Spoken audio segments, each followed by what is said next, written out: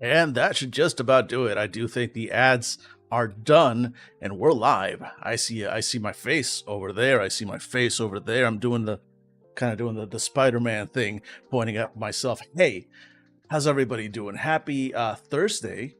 Today is in fact had to think about it because time means nothing anymore ever. We just exist in a perfect eternal moment, and that moment is one in which I've somehow fucked up my shoulder, so apologies if you see me kind of groaning and twitching all stream long.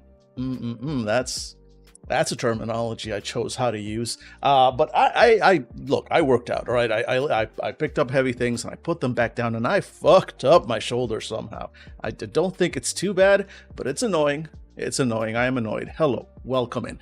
I hope people are not as annoyed as I am. Go ahead and shout out on chat and say hello if you're here. If not, you don't have to. I'll just be lonely and sad. And if that's what you tuned in for, then buddy boy, I've got news for you. That's my secret, Cap. Right? I'm always lonely and sad. Hey, today we are continuing our deep dive slash first look slash, lying because it's not a first look, although it's a first real look at Invisble Sun. I've looked at the books before. I've been reading through them. I know a lot about Invisble Sun. I've never and I've even played Invisble Sun, and yet I've always felt like I've never really properly taken that deep dive into this weird ass system it took a deep dive into my wallet, I'll tell you that much, buying all this stuff as an early adopter back in the day, I never got my money's worth, is what I'm saying. I never got my money's worth.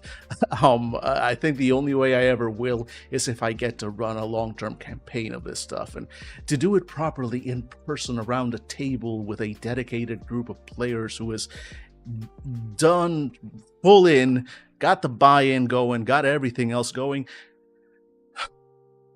2025 is not the year in which I'm overflowing with hope for impossible things. But you know what? The stranger things, right? Stranger things have happened, so who knows? But until then, I am at least making do by just yammering about it semi-coherently here on the stream, live for your entertainment, education, edutainment. This is an edutainment program in which I try to educate you about whether Invisble Sun is a good game. Spoilers. And also entertain you by making those faces that I just made. I don't know if that works for people, but it works for me. It's the best I got. Look, all right, my talents are limited, and that's the best I got to offer you. I'm just gonna go right ahead and hop over to the overhead so that I can actually talk about the topic at hand, shall we? Let's go ahead and do that. Boop. Hey, there we go. I'm over here now. You thought I couldn't do it, but I did it. Wait. There we go. I think that's better. That's better. That's a little bit more centered. Yeah. You can see the ghosts behind me better as well. Hey, look at this. I've got the overhead camera. I found these. They're in the box. They they have enhanced on one side, diminished on the other. That's for rolls. This game loves its tokens. It really does love its tokens and bits and bobs. They do call them bene. I like to call them bits. Oh, come on, Dan. You can open this bag. I believe in you. Seriously? There we go. Why is a plastic bag giving me so much trouble? Look at this. Little bits. I know they're called bene. They are bits. Look, little gray bits. Anybody tuning into the stream for the first time, remember how I said in my tweet announcement and earlier, just using my actual voice, how this would all be semi-coherent? Did I lie? Hey, PB, welcome in, friend. Ni hao, ¿qué pasa, habibi? How are you? I hope you're doing well. I'm doing okay over here. In pain for no good reason, for having the audacity, the sheer caucasity to work out, to try and take care of myself. My body's like, what the fuck is wrong with you? No, you need to give up. You need to let yourself crumble. You're an old man, Dan. Just slow the fuck down, is apparently what my body's trying to tell me. And I'm like, but I was told that if I punish you for a couple hours every other day, I'll live longer. And they're like, oh, you'll live longer, but will it be worth it? Right? Donuts would never treat me like this. Donuts would never. Holy shit, I can't remember. I legitimately cannot remember the last time I had a donut, but I suspect it's been over a year since the last time I had a donut. I left to my own devices, I am a putrid little trash goblin, which I believe there is probably a stat block for somewhere in this game. Trying to keep it on topic, right? And I never leave my little cave that I am here, that you are currently seeing me in my little cave that I never leave. So that means, and I, in order to try and take care of myself, I very much limit the amount of junk food that I ever allow myself to buy. Like I go out to the grocery store like once every other week, and well, no, yeah, the grocery store, because for immediate stuff, that's what bodegas are for, because New York City, best city in the world. No jackhammers outside my window today, which is why I'm in a much cheerier mood. But point is, since I'm not willing to leave my apartment unless either out of raw necessity or because somebody with sharp sticks is poking me, then I get the cravings and I want the donuts, but I'm not about to. I don't have the energy, motivation, or desire for donuts to the level that I would actually get up and go and get them. And I was going to say I'm very proud of myself for that, but I'm literally saying I have so little motivation, so little desire to experience the world outside of my apartment that not even donuts. And I don't think that's good, actually. I don't think that's good. I should probably go out and get a donut. I think a win is a win, I guess. I mean, I'll take it. I'll take it, but god damn it, why am I being punished? I haven't had a donut in a year. I'm working out at least 3 times. Actually, no, I'm working out like 6 days a week. Honestly, I usually take 1 day a week to just be a slug, a physical slug. I have a very comfy couch, and I just slug it out on the couch, just full slug mode. Cat loves those days because she's also kind of like a slug cat, honestly. And she'll just lay on top of me, and she'll be like, it was great. But the other 6 days a week, 3 days a week, I lift heavy things, and then I put them back down repeatedly for the space of a couple hours. And then the other 3 days, I walk. I take very long walks, like 5-6 miles at least, and any other cardio that I can kind of get in. So I move, I do the thing, because turns out don't want to die. So it feels unfair. It feels unfair that I'm taking care of myself. I'm doing the things that the doctors say, like, hey, do these things, and ow, why is my shoulder? Betrayal. Absolute betrayals. See, I have donuts so seldom that they're too sweet for a common treat for me, but each time I do have one, I am reminded that the texts have it wrong. The gods had donuts. Yes, you are correct. For me, it's chocolate. And I cheat. I cheat hard on the chocolate, in the sense that I buy, even though I should probably not be buying because it's more expensive, but this is how I cheat. This is how I keep myself sane. I'll buy like breakfast cereals that are like protein breakfast cereals. And I've gone through a lot of them trying to find some that are actually edible. A lot of those protein breakfast cereals are nigh inedible. There was one that what's it called? Shit, I think my mind erased the term for it, but it was like eating packing peanuts. It was horrible. And honestly, most of the sort of protein cereals kind of have that problem. You put milk in them and they don't, like, they very quickly lose the crunch and sort of become like this kind of gummy, like chewy.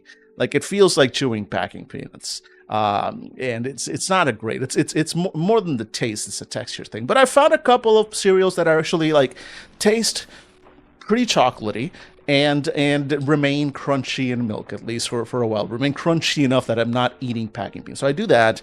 I also have a protein shake that I eat. I'm happy to recommend that one if anybody really wants, because it's one of my favorites, and it's a very good one. And that one is like just chocolate.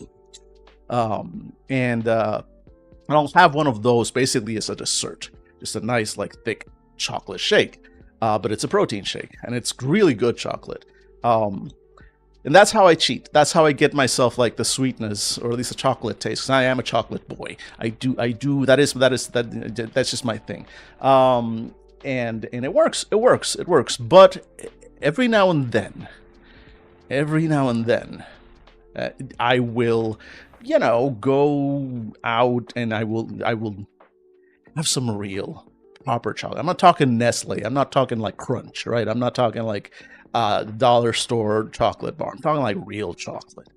And I'm reminded that I am making do with pale substitutes of the real thing. Especially chocolate. I like a good, rich, like real chocolate ice cream. Like if you ever need me to betray my family, I was gonna say betray my country, but no, I'll betray my country right now for free. I'll pay you and still betray my country doing that. I am no, but my family. You want me to betray my family? I'm not saying it's not gonna happen. I'm saying I need chocolate.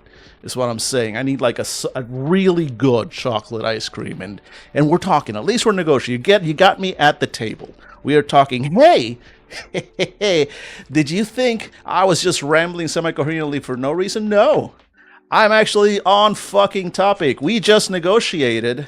I'm your demon, baby. I'm your demon. You're a goetic. That was role-playing. You just role-played without meaning to. You didn't even know you were role-playing, but here you go. I just made you a goetic, and that's what it's like to negotiate with a demon in Invisble Sun. You offer them what they want, and they'll be like, yo, all right, cool, yeah, no, I'll kill your family for you in exchange for a chocolate bar. Dope, let's go. That is basically the system that I think we're looking at today. So look at this. I'm so good at segues. I should get paid for this. That's how good I am. See, my college used to have a Godiva chocolate, hot chocolate that I used to devour. They no longer offer it, and I miss it every day. Yeah. I did. There are memories of things that I've had in my past that I know I'll probably never get to have again, and they make me so sad. I miss them. Hey, never done much with the goetics yet. Hey, Explorers Wanted, welcome in, friend. Good to see you. Hey, you made it on time. Not bad timing, not terrible timing today. Good timing today. Perfect timing today. Excellent timing today. You got in here just as I was actually finally getting on topic. Look at this. We're all professionals here.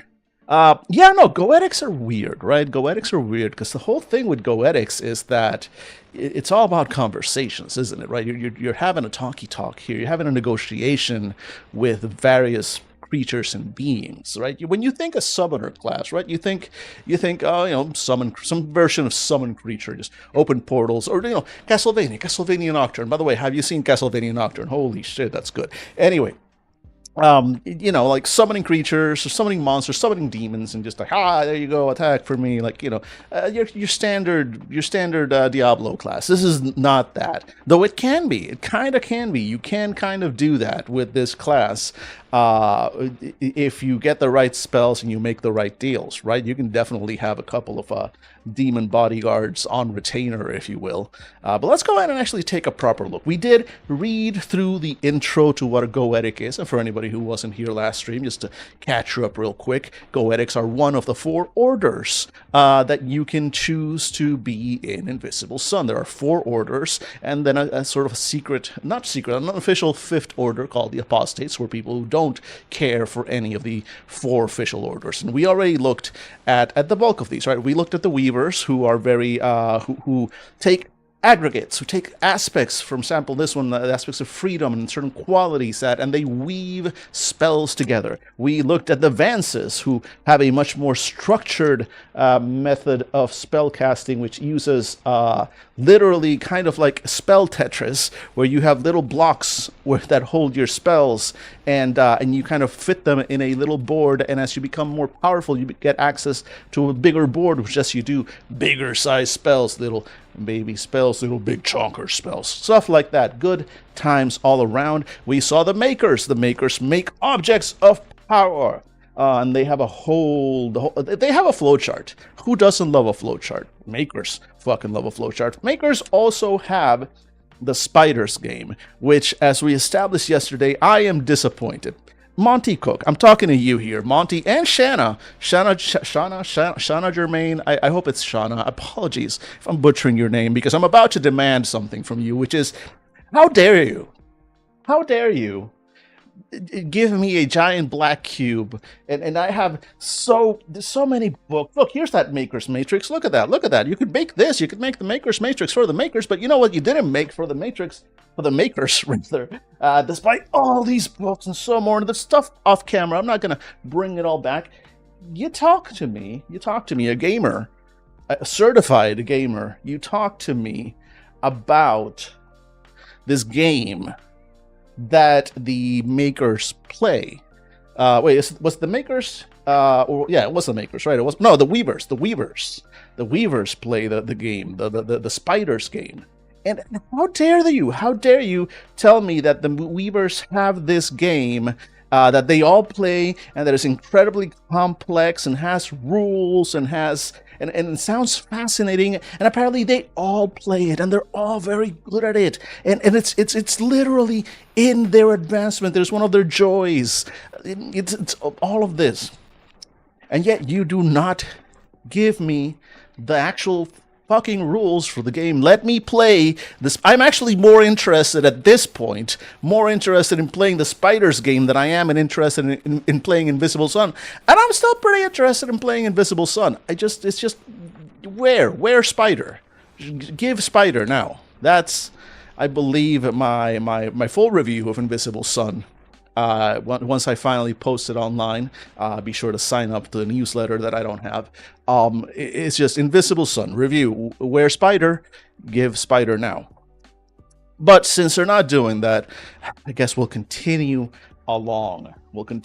Anyway, so the Makers make objects, and they play the Spiders game, which makes me envy them, because I can't play the Spiders game because you didn't give me the Spiders game. Just rude. Honestly rude. I'm not over it. I'm not going to get over it for a good long while. And then finally we got to the fourth and final one. There is no more. There's nothing else in that. Please do not look at the apostates. It's rude. They are gauche. Do not pay no attention to the apostates. Please stay with us. And we got to the Goetics. And the Goetics, their flavor of magic, the way they do the magics, is they kind of don't.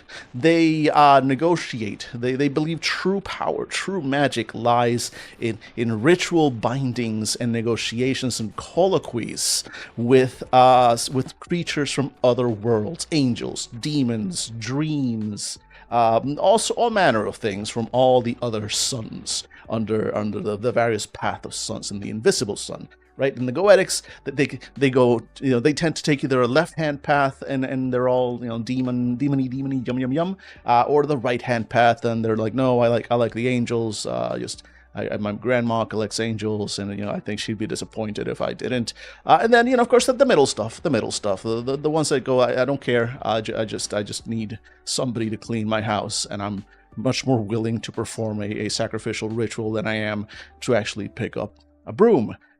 Which, honestly, incredibly relatable, right? Incredibly relatable.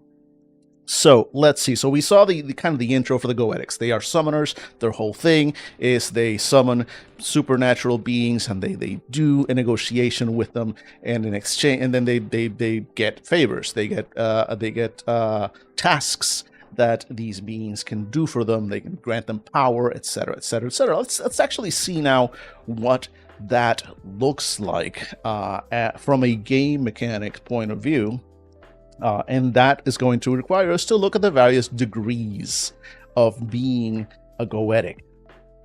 So, for example, a first degree Goetic is an initiate of the mysteries, and they gain a level of connection with the order. They, much like most of them, they can carry 3 ephemera at any given time. Again, for a quick, if anybody's familiar with Numenera, this is like nigh identical to the limit in that game of how many sort of magic, how many Numenera items you can actually have on you. If you have too many, you kind of overload. Very similar mechanic here, because again, this is sort of like, the system on this is basically, all right, so you remember Numenera? Cool. This is that, but also like not that. It's just similar enough that it's gonna trip you up a lot of the time if you. So actually, would have been better if you didn't know any Numenera, probably, because it's going to confuse you. That's I think what they were going for with this system, and they hit that. They hit that bullseye right perfectly there, where if you actually know the system from the same company, coincidentally enough, already it's just familiar enough that it's gonna trip you up when you're trying to use it for this one. Well done, Monty. I'm bitter that you took all this money from me, and I have yet to find a group of people here in the real world. And I live in New York. You would think it would be easy if any place in the world, New York City, there's so many. Nigh impossible, because this shit is wild. Anyway, so like the makers and others, they gain some general spells as well. So to be fair, everybody here who is a wizard of some kind, you're all Visly, you're all pretty, you can all do magic. So even as a Goetic, even though your focus is still like summoning demons and summoning things, etc., it's also, you have some basic spells, so you can still throw out the casual fireball if you need to, right? So you do learn a spell, and then here we go. Now we're getting the actual stuff that only they get. So speak with spirits. You can speak, read, and write the language of any but the most obscure spiritual entities. Cool. Solid. You need to be able to talk to these things in order to negotiate with them. You have the ability to create a protective circle. We inscribe a protective barrier that offers +2 defense against spiritual entities of the realm we choose when we create the circle. The circle is large enough to accommodate us, or perhaps one other person instead. Alternatively, if summoning an entity, we can create a protective circle and summon the being inside the circle. In this case, the circle is always large enough to accommodate the conjured being. Creating a circle requires 10 minutes of work. So this is kind of nice. You notice, you see what they do here, where it just gives you a +2 defense bonus against the spiritual entities that are on the other side. So it's kind of like a little bit of a, how can I put this? A little bit of a built-in limitation in power. It's like, yeah, there's not that much stopping you. I mean, there is actually, they do tell you, like, oh, you can summon beings of up to level 3, right? And as you get in higher degrees, you can summon bigger things. But if you were to summon somehow, say a devious GM gave you access to a scroll or a secret or hidden knowledge that allows you to summon a spirit of a higher rank than the normal one that you would do, based on your degree. Well, keep in mind, more powerful spirits are probably going to be able to overcome those more limited defenses. Just something to keep in mind for Goetics out there. Anyway, talking about summoning, by the way, finally getting to the main thing that this class does, we can summon beings of up to level 3. Once we successfully convince them to perform the desired task, they can move up to a mile away from us and can take up to an hour to complete the task. If needed and appropriate, summoning requires 1 round of time and the devotion of 1 sorcery per level of the summoned being. So a level 3 being would require 3 sorcery spent. Pretty straightforward, right? And there are 13 types of summoning. Okay. And where is that? Where is that listed? Type summoning, page 81. You'll notice that's very far ahead from where we're at. In fact, that's after character creation, which is, I guess, fair. But there's going to be a lot of terminology here that we're not going to know what the hell it means or what it does until much later. And to be fair, a lot of it won't matter until later in character development and after you've been playing a while. So fine. I don't need it to be all front loaded. Look at Triangle Agency for a game that does an amazing job of not entirely front loading stuff, but still being incredibly deep as you keep going into it. But also, like, you know, it is like, I keep going back and forth on it, right? Because it's like, okay, you don't have to front load it, but like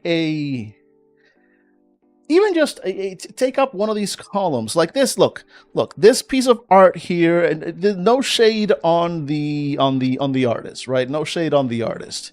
You know, it's lovely. It's got colors. It's better than anything I could have done, but it's also kind of just a smear of color. You know, there's what if instead of this piece of art here, we had just put in a short table with just a simple explanation, a short explanation. You can still have the full things they were on page 81, and honestly, sounds like they're not that long, because I'm seeing that page 81 pretty much has all of them already. But, you know, having them here in the Goetic section, just a quick explanation, would not have gone remiss, right? But fine, whatever. You know what? I'm going to have page 81 ready, because I'm just going to try and refer to it as we go. I mean, also, some of these names are kind of self-explanatory, as we will see shortly. I'm just being nitpicky, but look. There are 13 types of summoning available. 13 types of summoning, period. To a first degree Goetic, only 4 are available: Council, Aid, Guard, and Spy. Again, the names are evocative. What Council? Okay, so I'm asking probably for advice. Aid, you help me. Guard, you guard me. Spy, you spy on something, I guess, right? But let's see what the actual in-game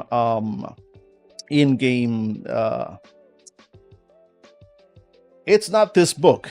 It's a whole other book. Oh, that's a whole other thing about this, right? This game requires you to refer. Again, here's information that's not even in this book. Page 81 on the way, on a whole separate book. No wonder.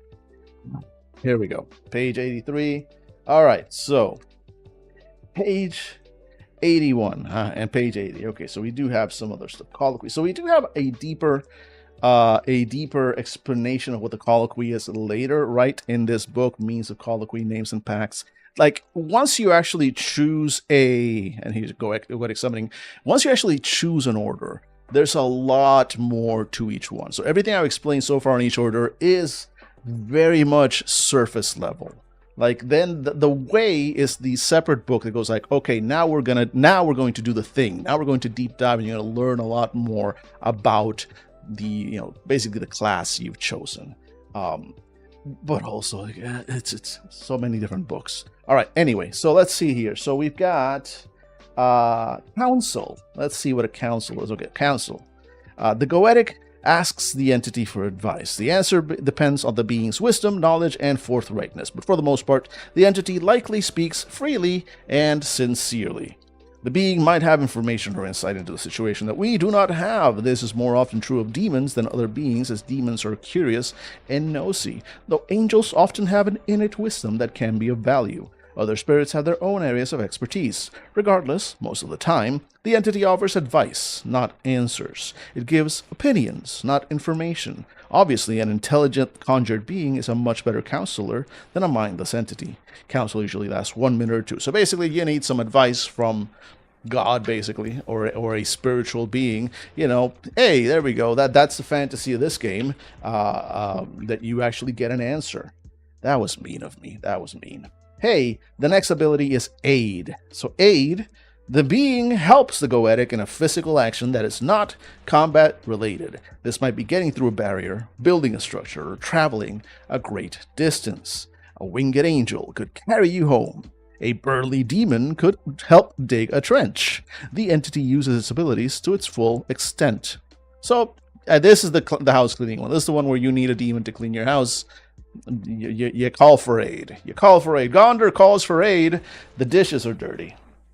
Guard.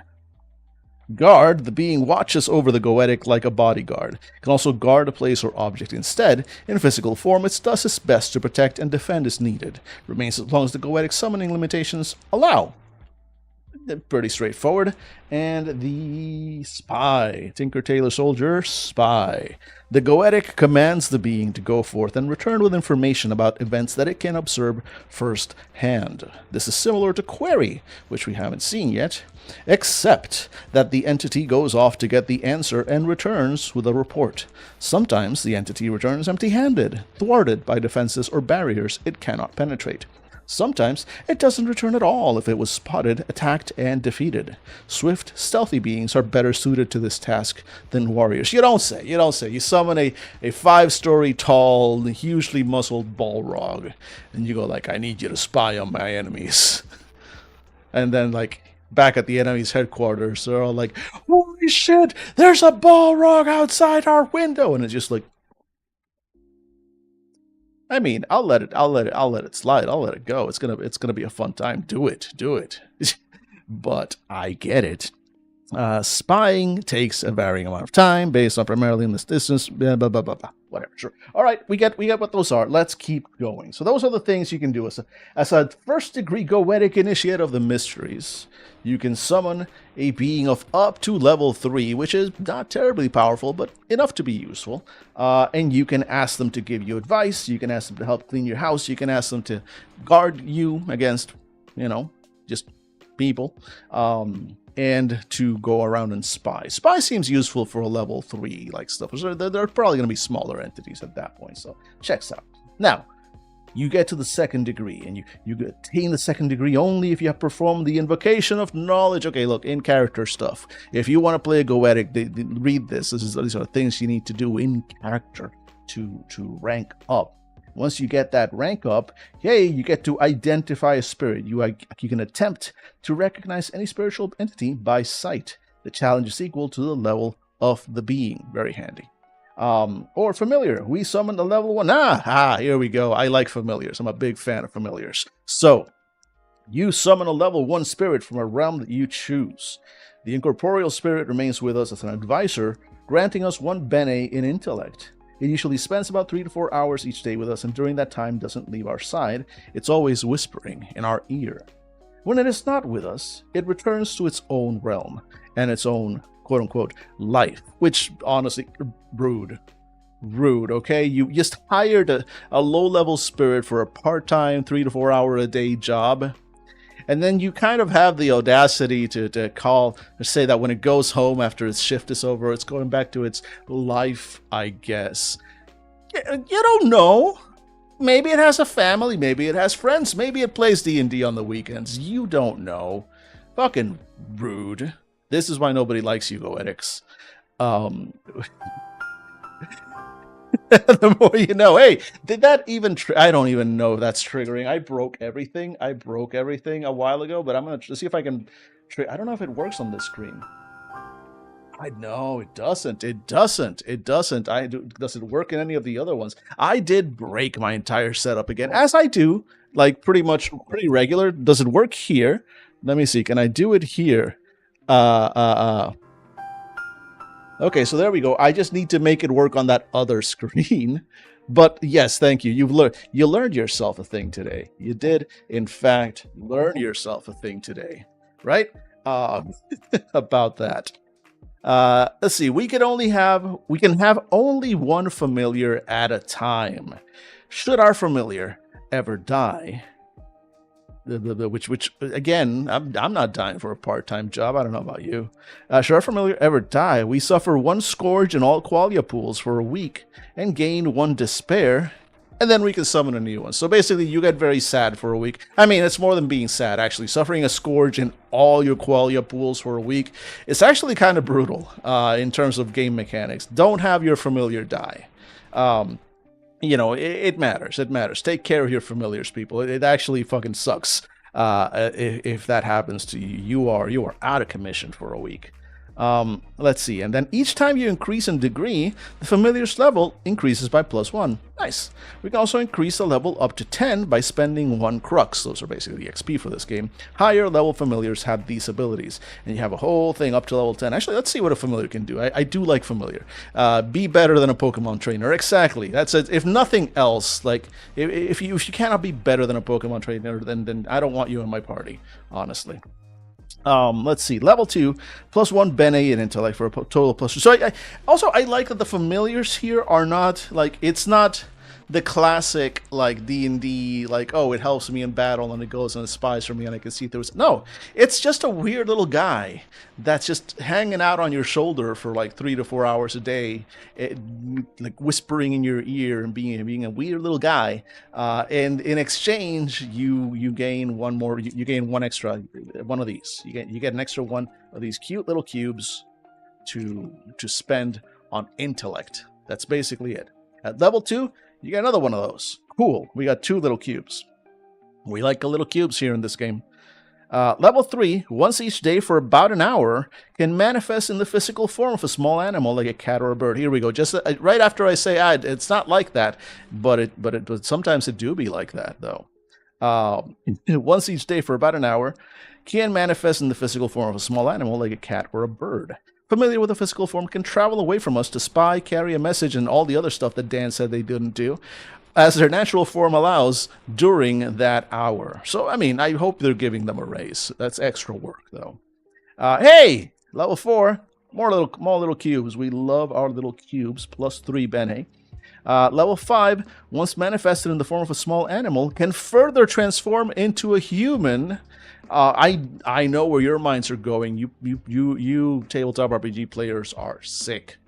And let's see, at level 6, another one, and another one, another Bene in intellect, and then at level 7, a Bene in sorcery. Look, we put one over here now, so we got like a big little pool in there. Yeah, look at it here.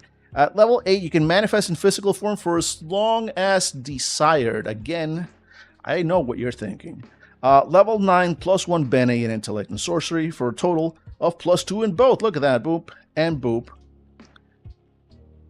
That is not a total of plus 2 in both. That is written incorrectly. It's plus 2 here, but we're up to plus 5 in intellect. So that's weirdly written. That's weirdly written, because otherwise that would be a buff down if we just had 2 and 2 because of that. No. That's weirdly written. Level 10, once manifest in the form of a small animal, can further transform into a monstrous beast with 3 armor, plus 3 defense, and plus 3 damage. So never mind what I said before.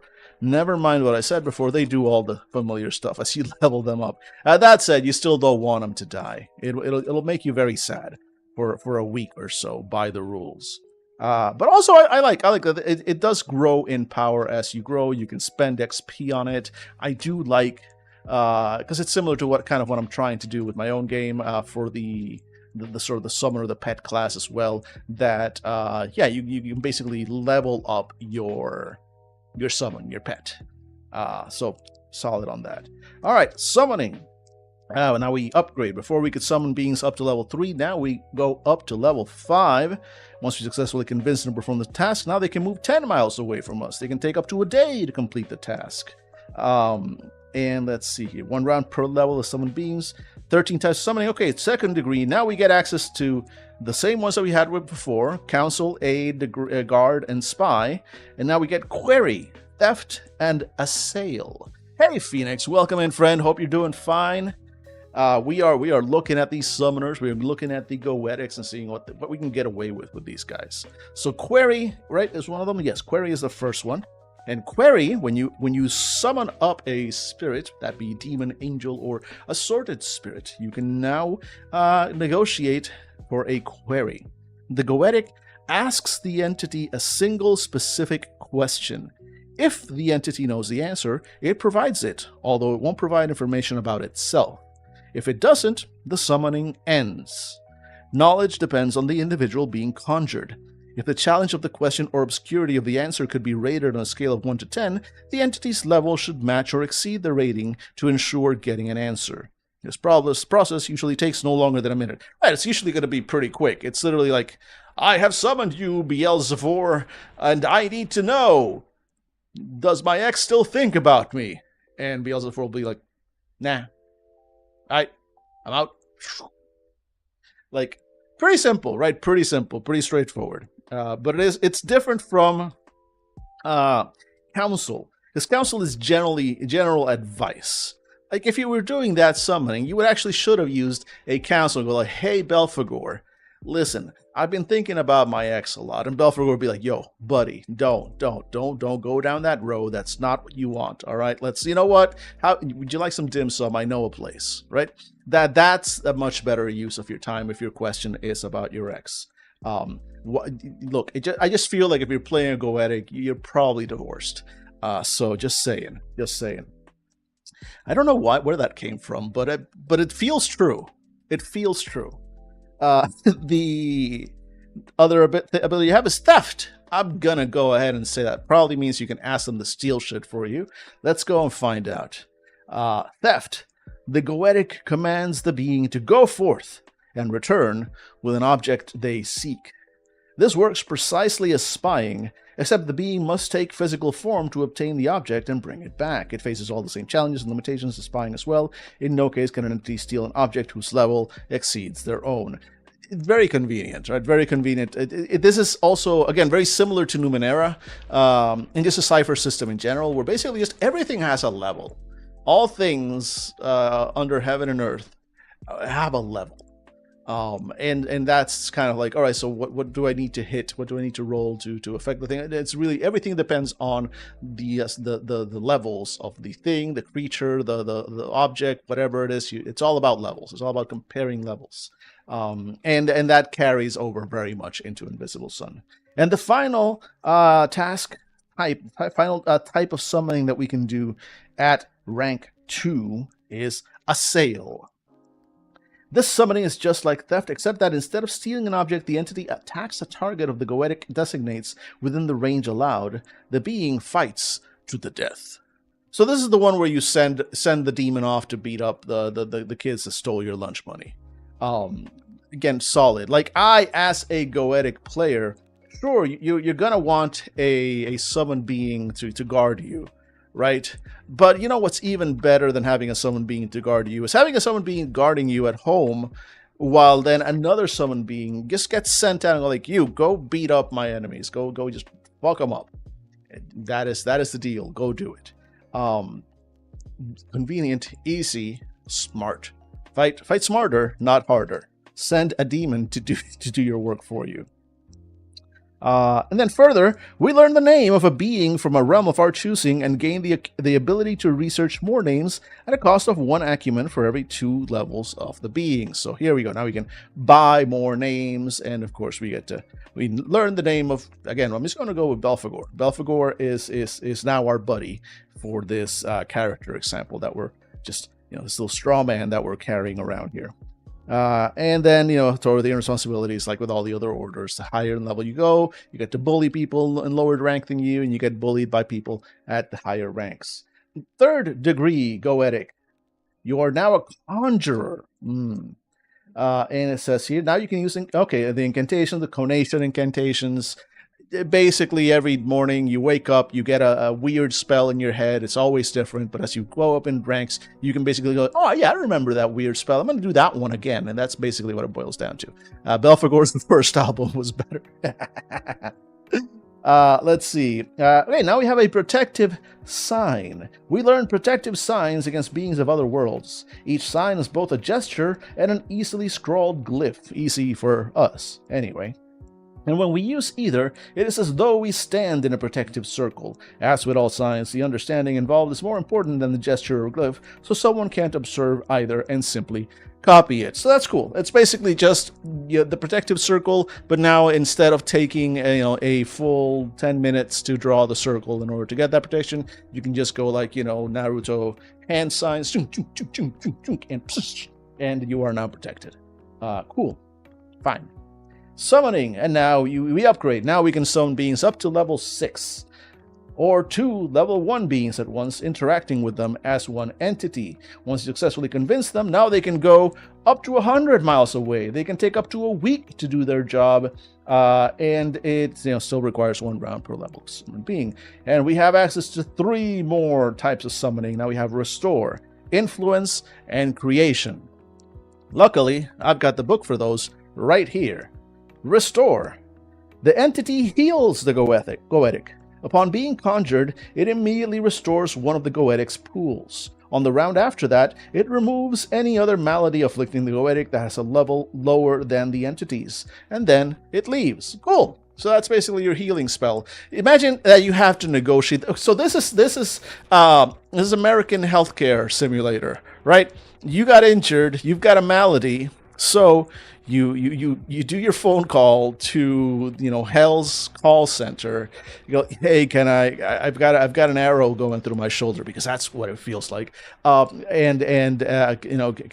need help. And they'll be like, all right, who's your rep? And they'll be like, it's Belphegor, agent number 666, and they'll go, all right, we'll put you on the phone with Belphegor, and then you hold, right, for a minute. It's a round, right, and then Belphegor comes, and then you have to have the colloquy. You're like, hey, Belphegor, I've summoned you so you can heal me, and Belphegor's like, cool, yeah, no, I see you need healing.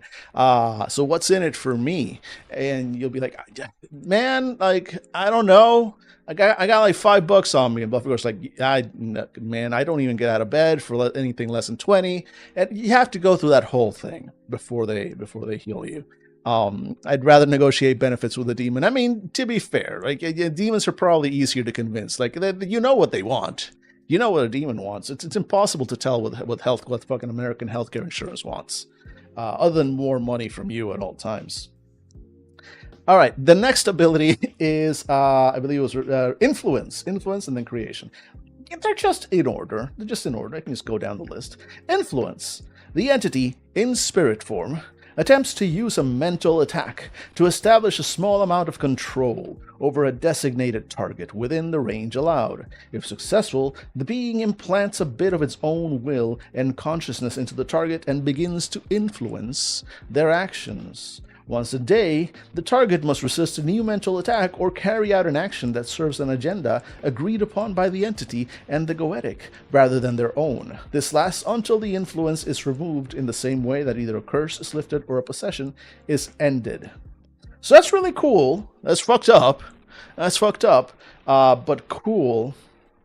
But it raises a lot of questions, right? So it's like, it doesn't say, does the person being influenced, do they know that they are being influenced? Do they, like, when they're taking these actions, do they know that they are taking the action? Are they aware that these are actions, like something is making me do it? Or are they rationalizing away? Or are they not aware of the action? Like if you ask them like, hey, why did you, like, I don't know, steal from that store, they'll be like, what do you mean? And like they sincerely believe, like, I never stole, right? Or it's like, I don't know why I stole from that store, or but I knew I had to do it. Or is it like, oh no, there's a dark voice inside of me that goes like, yo, hey, hello, me, hi, it's me again, the devil, hey, yeah, I'm here to convince you to do evil, right? It doesn't say, and I guess you can. It's up to the GM, but the answer to that question matters. I don't know if it gets maybe it gets explained elsewhere. Who knows? I don't know, but I feel like it should be explained here because these are questions. These are questions that I, as a weirdo, as a deep and abiding weirdo, need answers to. And then the next sort of summoning type that you give access to is creation. The entity creates an object of a level equal to or less than their own and gives it to the goetic. This requires about 6 hours of time per level of the object. The entity does not pause to rest. So when they say object, is it just object or is it like an object of power? Right? Because, like, if I call up a demon and I go like, I want a level 7 step ladder. It's just a level 7 step ladder. Just, it's very resistant. Or is it like a level 7 object of power? Because given the amount of time, it's 6 hours of time per level. I don't think, like, if I just ask, like, that means if I ask for just a level 1 bar stool, it's gonna take like this. I just summoned Belphegor, one of the dukes of hell from the underworld. I go, Belphegor, I require a level 1 footrest for my footsies. And Belphegor goes like, You could have just, Amazon, it was fine. Fine. I'll make you a fucking footrest. It's going to take me about 6 hours. Like, yeah, is Belphegor going out and finding materials? Is he like, it doesn't make sense for those kinds of crafting times unless we're talking like a powerful object, an object of power, at least an ephemera or something, right? At that point, it's like, no, I want like a level 7 OOP or at least a level 7 like ephemera,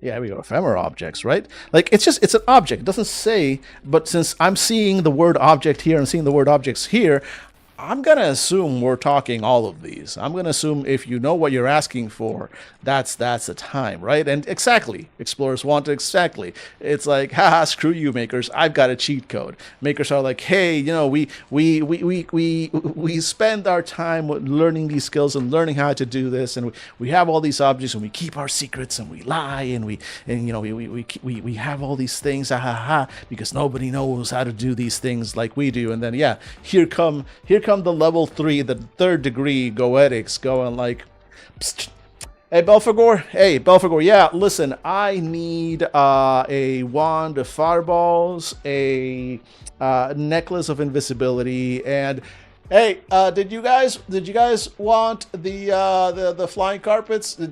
Okay, raise your hands. All right, yeah, I'm gonna need 3 flying carpets.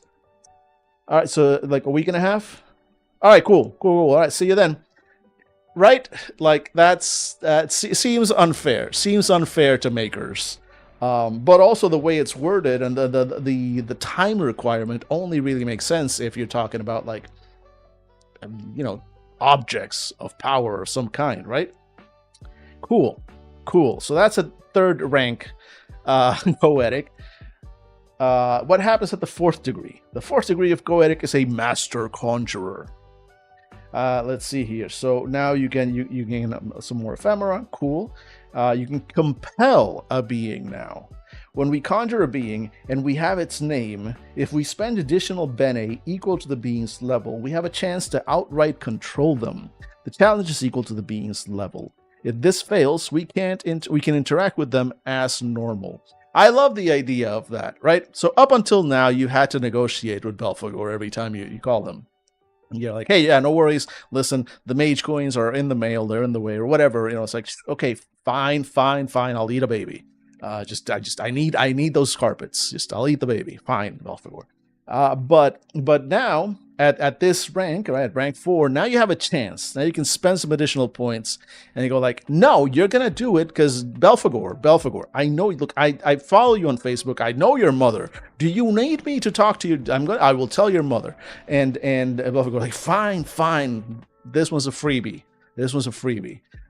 Just, you know. But I do love the concept of you're like, obey me, for I am the Master Conjurer, and then you do the roll, and the demon's like, nah, bro, nah.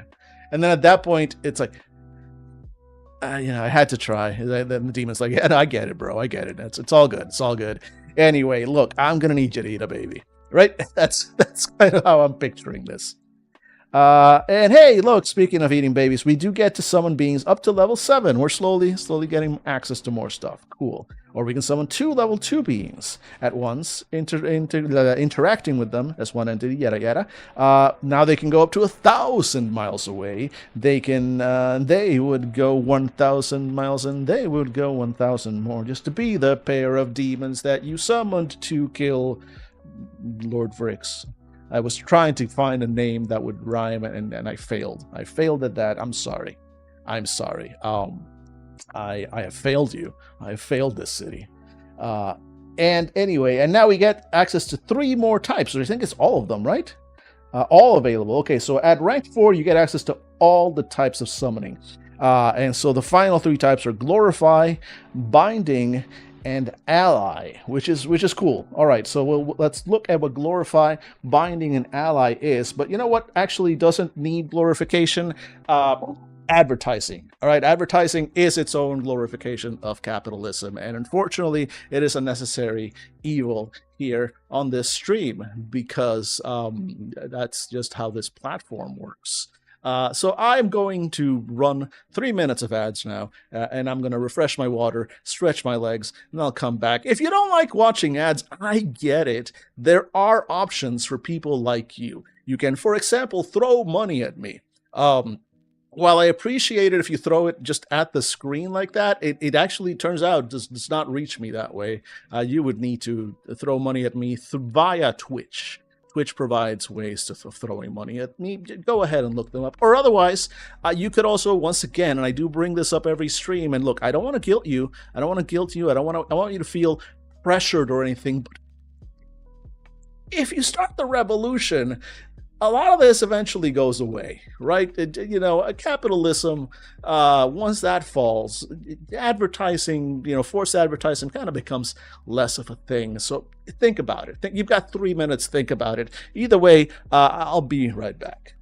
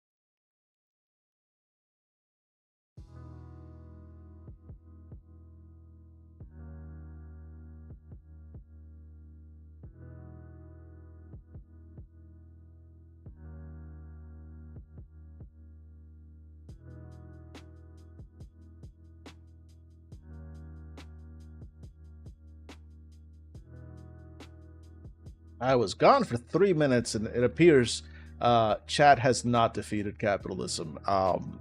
My disappointment is palpable. I'm just gonna go back to talking about tabletop RPGs then. Hey, hi, good. Hey, didn't see you there. How you doing? Oh, okay, so we're talking about the last 3 types of summoning that you can do as a Goetic at level 4, at the 4th degree. You now have the ability to summon a demon to glorify, or to be glorified? Well, let's find out. The being uses their spiritual influence and powers to make the Goetic appear mightier, more beautiful, and more wondrous in the eyes of those around. This is not an illusion, but an alteration of the collective consciousness of those who encounter the goetic. This lasts for 1 day for each level of the being, and the effect gives the goetic one level of connection with everyone. As part of this duty, the entity sings the goetic's praises and exalts in all their best qualities. In the process of glorification, the entity can, if the goetic wishes, provide its name as it extols their virtues. The entity is present for only a few minutes in this summoning, although the effects last much longer. So you're at a bar. Again, we've established if you're a goetic, you're probably divorced.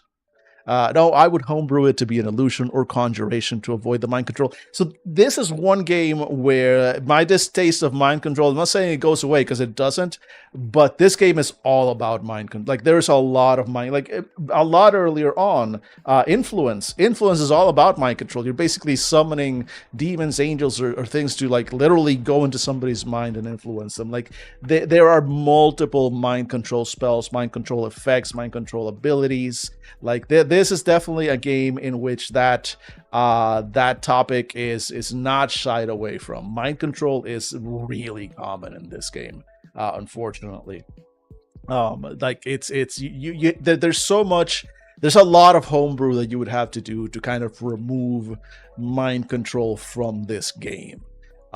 It's in multiple spells, it's in multiple effects, it's spread a lot of mind control is really common, unfortunately, in this game, and it's not really, like, from what I've seen, not really addressed. Like the game does not concern itself over much with morality. I've found, like, the way Invisble Sun is written, like, unlike a lot of games where the implication is that you are playing heroes or the good guys, or some games where the implication is you are actually not playing, you're playing villains. This one is very much do what you want, right? But also because of that, it very much avoids sort of like moral judgments on a lot of what it presents. It just goes, this is the world, and this part of it is ugly, sure, but they don't really call it out as ugly. They just sort of like, this is a thing that happens. It's a thing that is in this world. Whether that matches somebody's preferences or not, it's a separate discussion. Personally, again, I get you. You've been on the stream longer than most anyone. Like, how I feel about mind control. But it is also, one of those things where, like, you can still homebrew certain things. Like, that's not a bad approach. Like, I mean, I get it. I have psionics in my own setting, but I get it. Like, that might not be a bad approach. Like, glorify actually just being some kind of illusion. But I think the main thing is that with them saying like that it's not an illusion, is that it actually is like modifying the person. They're modifying the collective unconscious, kind of like everybody just feels that connection. It's weird. Like, if anything, there's more trouble. I'm more concerned about the influence, which is really like going into one person and making them do something that goes against their self-interest. Like, that one's even more of a just vibe there. Let's see. Does not imply moral judgments or limitations. That is up to you, the reader. Right. Exactly. That's the thing. Like, it really is up to the player. Like, I personally, again, don't care for it. But it is like, I have noticed it as I've read that this game very much, like, I don't think it's actually avoiding. Like, I don't think it's actually like going out of its way to not pass judgment on whether something is good or bad. In fact, there is where is it? It's probably in one of my other tables around here. But there is that whole Nightside Path book, which I haven't even cracked open, and that one's like, these are the really evil spells, right? So there is a level of morality in it. And, with Goetic specifically, there's that left-hand path, right-hand path vibe. So I can totally see, like, in game, in world, left-hand path Goetics using influence, for example, a lot more than right-hand path Goetics, who might find it a lot more distasteful, stuff like that. So it really is. But also, like, as a society, I don't think it's more of a social faux pas, right? I don't think there are laws against it within the world of Invisible Sun. Then again, we haven't really gotten that deep into the setting yet. It's something to explore as we go forward. But still, Glorify is interesting. Glorify it's odd that it comes up this late. I mean, giving a Goetic one level of connection with everyone is a very useful thing. It's also a little silly in terms of description. Like, it's very much like, "Hi, my name is Belphegor, Duke of Hell, and this here guy who was, recently divorced and single and ready to mingle, has my seal of approval. He's great." Is that good? Is that good? Can I go now? Right? Like, and it works. The thing is, it works because it's magic, right? But it feels silly. It feels kind of silly to me. The next one is binding. Spiritual forms can be bound into an object or a place, and then become that object or place. Most beings are particularly loath to do this, however, because it in effect traps them longer than the Goetic's time limit would suggest. The bound spirit remains as long as the object does. Add +6 to the challenge for persuasion and bribery attempts, and +3 for all other attempts. A bound spirit grants an object or a place an intelligence and powers suggestive of its own. This should be handled case by case. Many of the most powerful magical objects have a spirit bound to them. And some are into it, exactly. And some of them are like, I don't know, I just feel like, look, having Belphegor become like the spirit of the shoe locker that I have at the entrance to my apartment where you put the shoes, it's been very useful. It's been very useful because Belphegor is great. Like, he keeps all the shoes clean, he keeps them safe. I've saved hundreds of mage coins by now and not having to buy new shoes. It's like basically like putting on a fresh new pair of shoes every time. It's great, really. Belphegor has been amazing as my shoe locker. But I feel like it was a little too easy to convince him to do it. He kind of seemed like into it. He seemed eager. Like, also, am I the only one who, like, every time I put my shoes in the shoe locker, like, there's this like little like little groan that it makes, this little sound. Like, I don't know. I feel weird about it. That said, Belfie's doing a great job. He's doing a great job. It's not a complaint. Just, makes you wonder.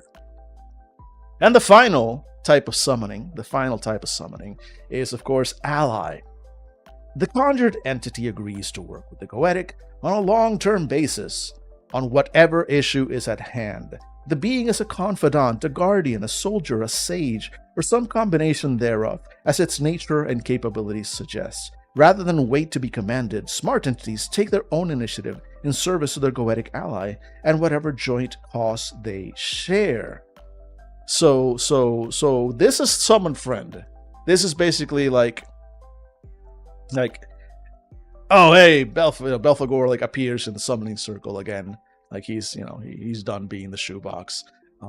It turns out your guests were not into it, and he's a little bummed about it. It's like, oh hey, Goetic, how's it going? It's been a while. Hey, are you still mad about the whole shoebox? And you're like, no, man, no, Belfie, it's fine. He's like, all right, cool. So anyway, well, what are you summoning me for?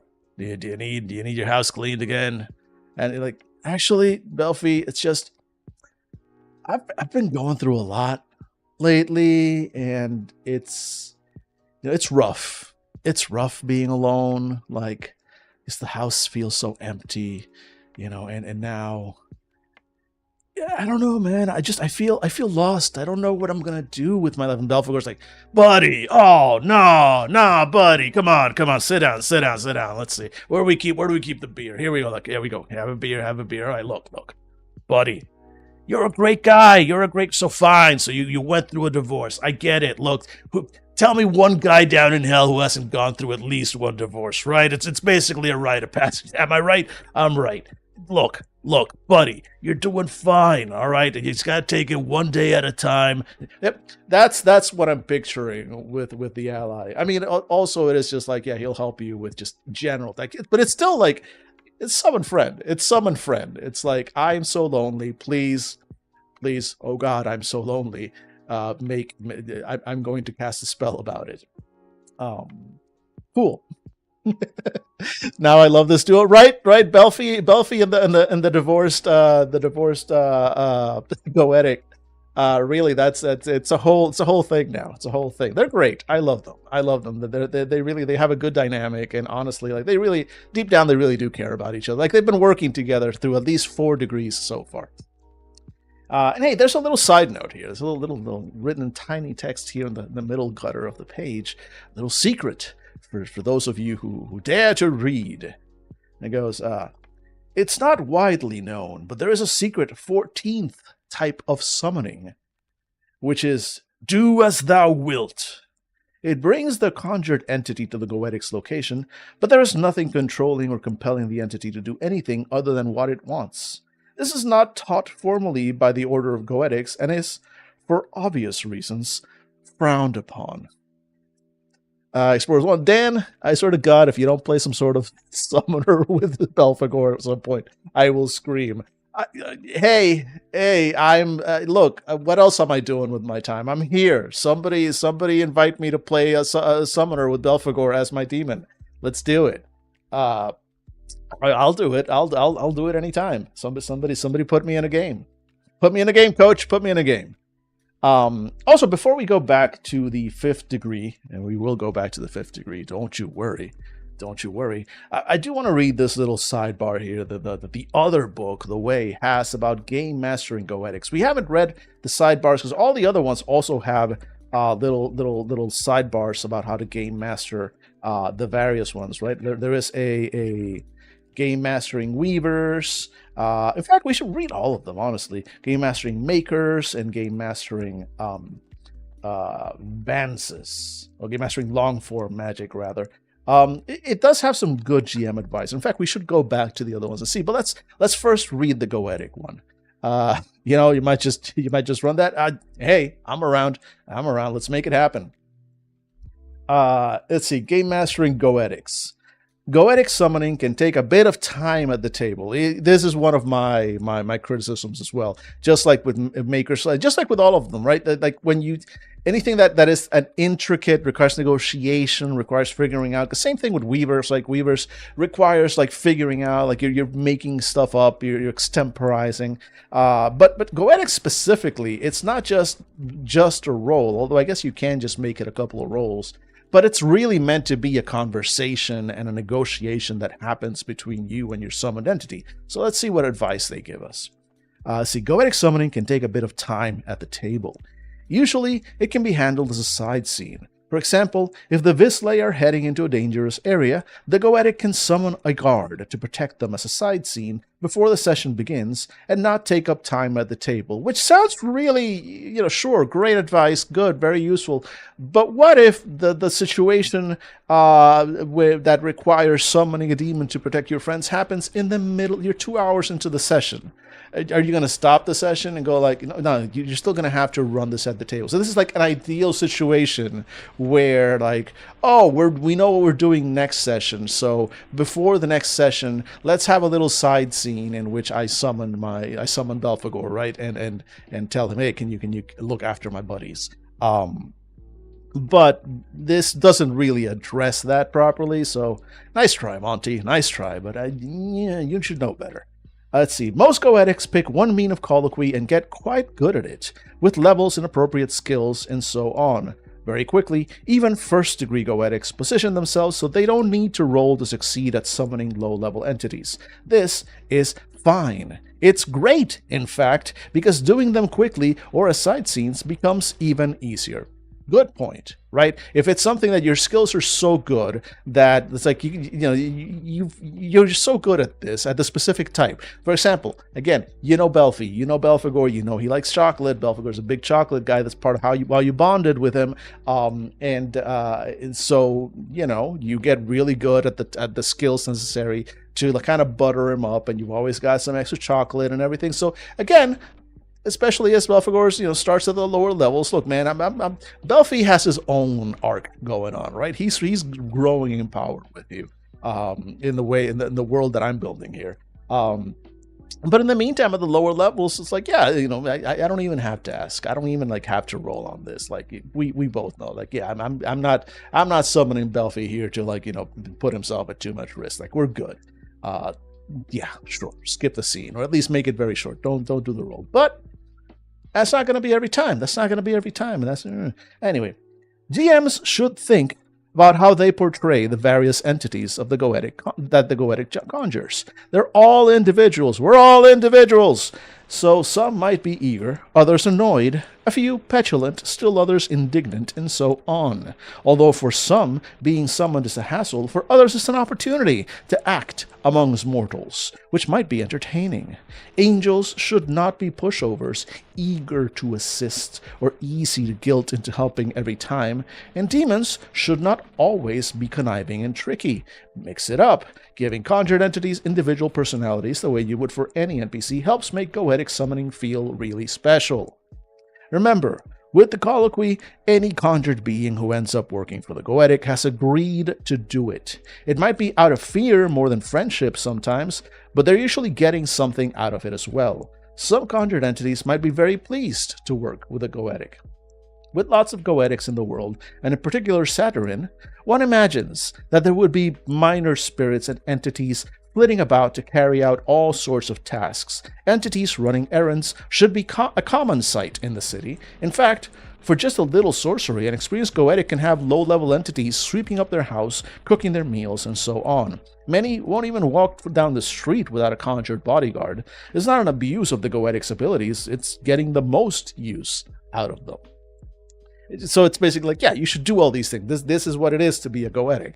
Literally, it's just like, I'm just constantly, this is the art of the deal. This is what you're doing. So before I go back to rank 5, let's see what advice it gives us for the other ones. Remember Weavers from yesterday and their whole thing with their various aggregates and how they're very flexible and stuff? Let's see what advice Monty has for us here when you've got a Weaver at your table and you are the game master. The tricky part of having a Weaver PC in the narrative is that the GM will constantly be called on to make judgments about the levels of given effects. Try to reach the point where you can make these decisions very quickly. The easiest way to do that is to make notes on the kinds of effects that the character weaves frequently. If they often turn invisible, make a note of it so you don't have to look up invisibility on the table each time. I love that the advice that it gives you about handling Weavers is basically, you know what really helps? If you get good. Right? If you just hey, look at the tables that we gave you and just get good. That is a solid advice. To be fair, solid advice. When in doubt, err on the side of making the effect higher level. As Weavers advance in degree, they gain various abilities like Enhanced Weave and Practice Weave that can lower the cost of woven effects. Exactly, RTFM. Read the fucking manual. Read the friendly manual. In fact, for particularly potent effects, especially if you think the player is pushing the limits of the system too far, you can say that they require at least 3 appropriate aggregates to create. A rule of thumb might be that effects from the effects by level table starting at level 7 require 3 aggregates. That's actually not a bad rule of thumb. And anything over level 10 requires 4. Again, that's I don't know why they I guess they say a rule of thumb, but also it's just, that feels like that should just straight up be a requirement. Like it feels right for that. Another tricky issue with Weavers is that their effects ought to be tied to color, so you can ensure that the Sooth cards affect them positively or negatively. But since their effects are extemporaneous, you'll have to adjudicate that as well. Encourage the player to figure some of this out on their own. For example, suggest that if they match their effect to the card currently in play, they'll get the benefit it offers, or at least avoid the penalty. The player will quickly learn what color relates to what kind of effect. I love that you're basically training them. It's like, this is positive reinforcement, but it's basically like, hey, buddy, hey, Weaver boy, the current card out is, let's find one that's got colors in it. Here we go. It's the Eternal Mountain card, which is green. Green for good. Green is the positive one, and pale is the one. So what are the themes of green? Their life, their growth, their vegetation, their animals, stuff like that. So basically, the Weaver, while this card is out here in the Testament of Suns, you go like, hey buddy, hey, if you weave an effect that matches green, and they're like, oh, what's green? And you tell them like, oh, okay, cool. So they think so. Next time green comes up, and they're like, oh, it's green. Wait, I know that any weavings that I make that fit that theme might get a bonus. And so in their self-interest, they will learn it. Explorers Wanted, positive. I use shock collars for my players. You do, actually. You do. I mean, it does not change the fact that you are, as described on your podcast, your kind and gentle GM, woo. But also, no, I've been in your games. I've listened to your games. Shock collars are about correct. I mean, it works. It works. Bathan, hey, welcome in, friend. Welcome in. Good to see you again. Ni hao. ¿Qué pasa, habibi? How are you doing today? Hope the stream finds you well. And if it doesn't find you well, then I hope it finds you not at all. That you have escaped. That you are running through a field. You are off the grid, and they can never, ever find you. Hope you're doing well. Let's see. Last. Remember that, to some degree, weaving is a negotiation. The player says they want to grant themselves armor for protection, for example.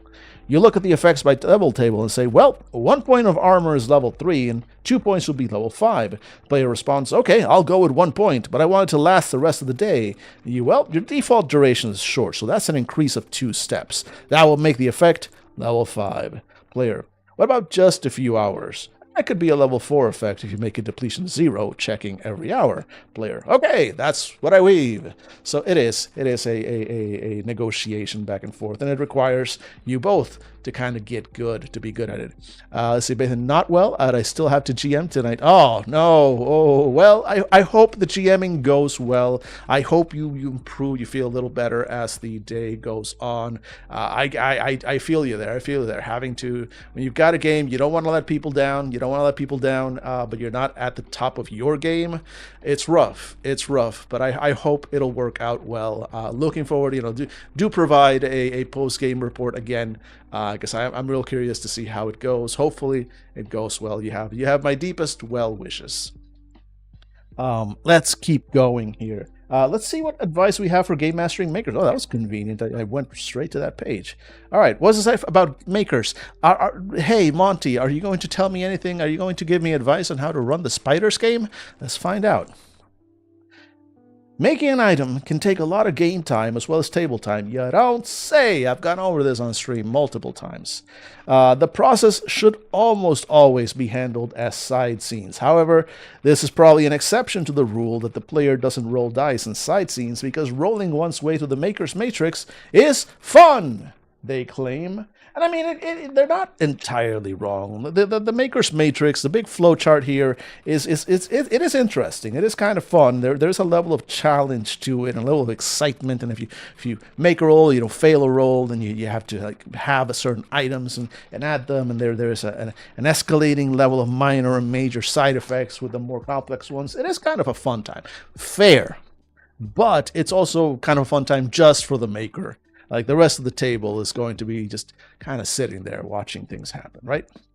So, makers should get creative with the items they make, and GMs should enable that creativity. Simply replicating items found in this book or embedding spells into items isn't terribly interesting, nor are large quantities of items that do nothing but add bene, enhancements, armor, and so on. One way to encourage players to think outside the box is by introducing maker ingredient troves. While you can use ingredients as treasure found on or other rewards for makers, an ingredient trove is something special. Before I continue, I'm seeing here hints of, because I think this came out, Invisble Sun definitely, probably.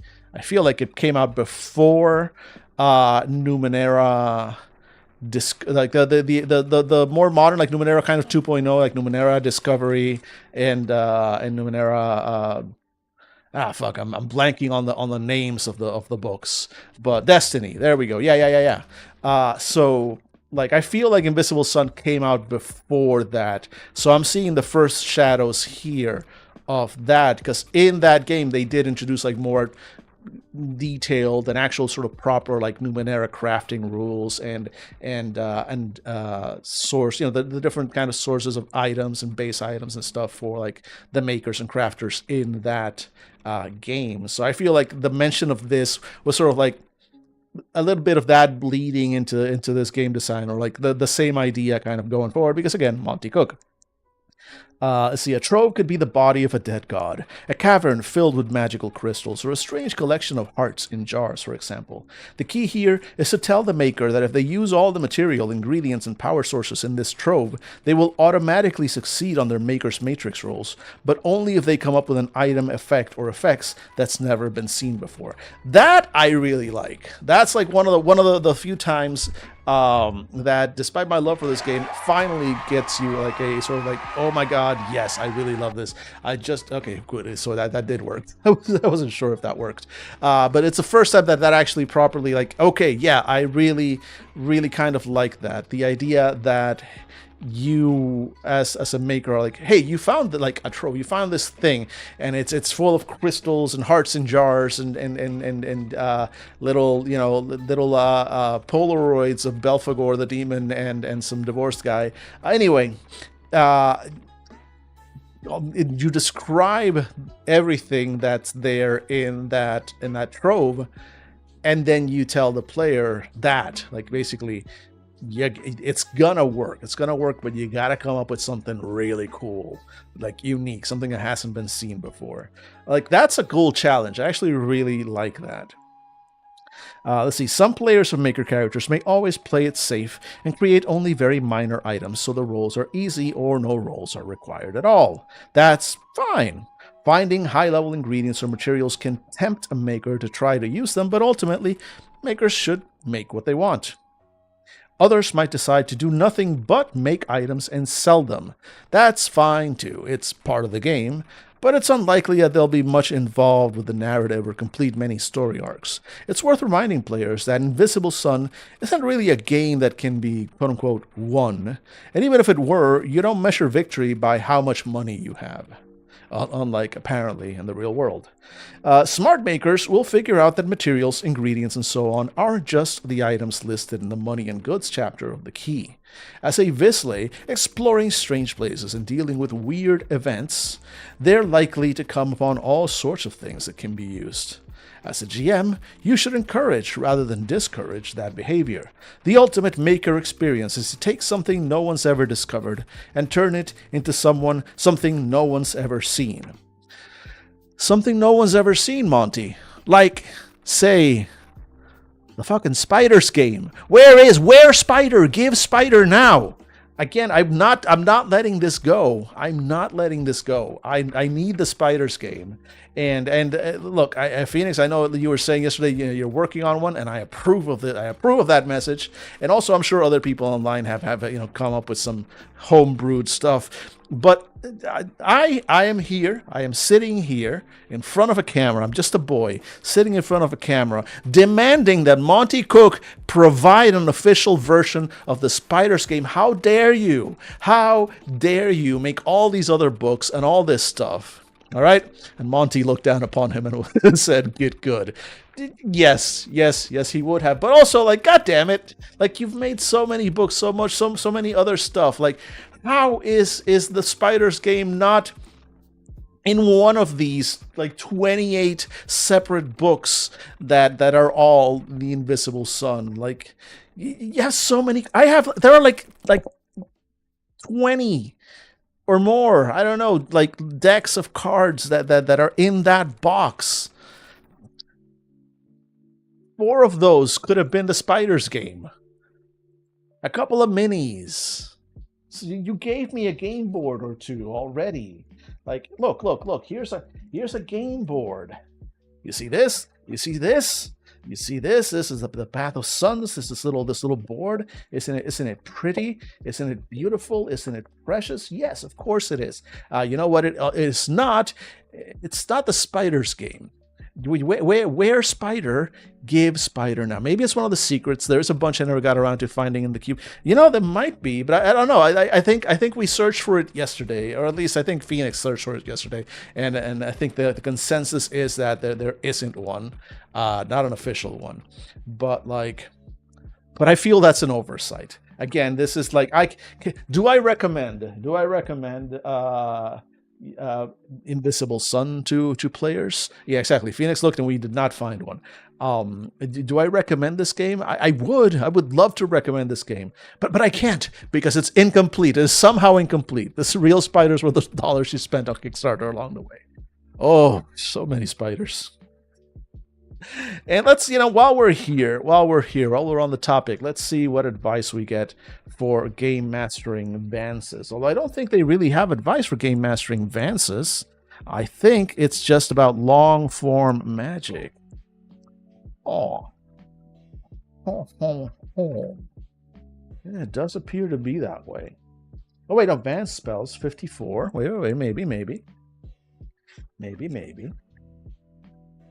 Let's see, advanced spells, 54. So we do have advanced section, and it goes into a little bit more detail. So, advanced spells, it's a really cool concept. They do have a way to convert non-Vancian spells to Vancian spells. Vances are the easy, yeah, no, definitely, because it's basically just the classic, it's the classic sort of like D&D, like memorize spells, and they go away when you cast them, except with a little bit of extra, where you have some points that you can spend, kind of like sorcerers. Sorcerers in D&D have some version of that, where you can basically, you have a spell memorized, you have a spell ready to cast, and you can kind of spend some sorcery points instead of actually casting the spell and using up a spell slot. Instead, you spend some sorcery points, and the spell remains in the spell slot. Vancians, again, very similar. This is the most common one. I do feel like we could use more Vancian spells. Like the level, I don't know, because at the same time we do have the rules for converting non-Vancian spells, and there are just dozens of decks of cards, none of which are oh, here we go. Dozens of spell decks. So we have hundreds and hundreds of non-Vancian spells, and a very quick little house rule on how to convert them. So basically, non-Vancian spells that are level 1 to 3 are going to be alpha, 4 to 5 beta, 6 to 7 gamma, 8 to 10 omega. Really straightforward. So technically, Vances have all the spells and these Vance-only spells that we have here. Yes, on a technical level, that is correct, the best kind of correct. But yeah, I want to feel special. And I don't know. I feel like there should be It feels weird that the amount of Vancian-only spells feels a little limited to me. But that's going solely off vibes. That's not really in practice, there's probably more than enough spells, honestly. It's more like, yes, but there's hundreds of spells, and there's 30 Vance spells, so it feels lacking, but it's purely vibes based. And yeah, that's it. There's no real advice that they give you on game mastering Vances. It's only the other ones that they feel like you need some advice on. I guess Vances are kind of the most straightforward one for GMs to do, so no need to give you advice. Anyway, all of that was a sidebar as we go back to the actual topic at hand, which is not Vances, it is the Goetics. And Bathing, I don't know if I think you missed the saga of Belphegor and the divorced Goetic who summoned him. It was a good time. We'll always love Belphegor. We're still not done with that journey, though. Our divorced Goetic is now a 5th degree Goetic. He is a master of the pacts, and he gains a few things. Right? So now we get the same thing as everybody else. We're now 2 of our ephemera can be conation incantations, which again is just you get to remember stuff, magical stuff, which is good. And now you can attempt to bind demons, angels, ghosts, or other spiritual entities into an object. bind into an object we touch, but we cannot bind a being of a level higher than we could summon. If we spend additional bene equal to the being's level, we can attempt to imprison them. The challenge is equal to the being's level. Bound entities are typically trapped for a year and a day. Threat of binding is effective in the Goetic's colloquy with a summoned being, but an attempt at binding almost certainly ruins any future attempts at persuasion. So basically, you can grab a summoned entity and just stuff them in a box. Just stuff them in a box. Solid plan. We're not going to do that to Belfi. Belfi is a good demon. Belfi has been there for us. Belfi is our friend. And then we got summoning. We can summon beings up to level 8. So at rank 5, we get summon beings level 8. And we can summon 2 level 3 beings or 5 level 1 beings at once, etc., etc., etc. All good stuff. They can move any distance from us. They can take up to a year and a day to complete the task if needed. And it only requires 1 round per 2 levels of the summoned being. So at rank 5, you're like pretty hardcore. You're summoning some pretty powerful entities. You're doing so quickly. You've got a lot going for you. You can do all 13 types of summoning that we already checked. And then finally, at the 6th degree, Ultima Mysterion. A Goetic can attain the 6th degree only if they have performed the invocation of craft in the native realm of an inhuman entity of at least level 8. After being brought to the realm by the entity, a representative of that entity, then attends a formal secret ceremony with us and a gathering of other 6th degree Goetics. At this point, we gain an entirely new order badge that indicates our rank. As part of our training and initiation into the ranks of this new degree, we learn the following. Now you can have up to 5 ephemera. Well, again, this is very straightforward. And now you gain the ability to entreat. When we conjure a being and we have its name and associated pact, we have a chance to interact with them as allies and equals rather than adversaries at no extra cost. The challenge is equal to the being's level. If this fails, we can interact with them as normal. So basically at level 6, you can just be friends with Belphegor. Like, it's not even like I summoned you to be my friend, and so Belfi's like, yeah, no, he's helping you out, but also, like, this was the deal. He's been summoned for here. Now at level 6, it's more like, hey, Belfi, my friend, my buddy, how you doing? And Belphegor's like, legitimately, we haven't even made a deal. He just showed up and said, hey, how you doing, friend? Oh my god, it's been a while, Hey, how are the kids? Like, really just like buddies, friends. I do kind of like that. I do kind of like the idea that at the 6th degree, you're just friends with your summoned things. And now you can summon things up to level 9, or 2 level 4, or 5 level 2s. Again, any distance. They can take up to 5 years to do the things. All good. And all the degrees of summoning. And that's it. That's Goetics. That is Goetics in a nutshell. You have some access to spells, right? You start with a spell, and you can spend crux just like anybody else. Not crux, actually, sorry. The other one, not attunements, a whatever's. But yeah, you can spend those as well. And buy more just basic spells. But their main thing is mostly summoning demons and Acumen. That's the one. Bear with me a second. I just realized I never plugged my spare screen in to battery, and it is about to die, and that would make me very sad if it did, because that is how I know when people are talking to me. It's the only way I know that people are talking to me. Let me plug that sucker in. There we go. Don't die. You're charging now. There's no need to go into low power mode. Beautiful. Yes, acumen. That is the correct word. So like I said, you can still have regular spells, but the main thing with Goetics is that they eventually, that's the thing. Sometimes you just work together with somebody for long enough that they honestly do become your friend. That is really the real demons, or the friends we made along the way. And that's it. That's all the orders. There's nothing else. There are no more orders. Stop reading. What are you doing? Why have you passed it? Oh, God damn it. The apostates. Because as in any game, there will be those players who are like, Okay, yeah, I want to play that game, but I don't actually want to play any of the characters that are in that game. And so for those folks, there are dozens of you out there.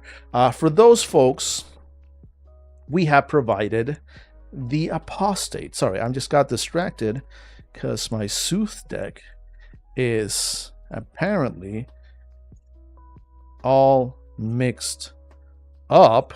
There we go. There we go. All right, cool. Now I'm happy about it. That was stressing me out. The cards on the Sooth deck, some of them were flipped over and mixed in. Anyway, what the heck is an apostate? I hear you ask. Don't worry. Don't ask how I hear you. By the way, just kind of go with me here. Go with me here. Don't ask too many questions. Apostates: autonomy, freedom, individuality, anarchy. These are the precepts of truly understanding magic. Anyone who believes magic can be understood within constricting, confining rule systems, structures, hierarchies, and tenets set forth in the who knows how fucking long ago past is a fool. Magic comes from discovery and understanding, not obedience and lessons. Magic cannot be taught. It must be seized. Apostates are excommunicated members of the Invisible Church, the formal magical orders, though sometimes that so-called excommunication is self-imposed. We eschew... Okay, wait. Let's pause. I've had trouble with this word before. Eschew? Eschew? E-S-C-H-E-W. Is it pronounced eschew or eschew? I need to find out. Let's go to the board real quick, because I actually need to do this. Let me see here. Do I have my browser? Eschew. I believe you're right. In fact, I'm 100% certain that you are right. But I'm going to confirm it for myself, because I already switched to the other screen. And I want to know. Eschew pronunciation. So it says here... how to pronounce a shoe in English. S-U. Yeah, all right, there we go. UK S-shoe. Can I? S-shoe.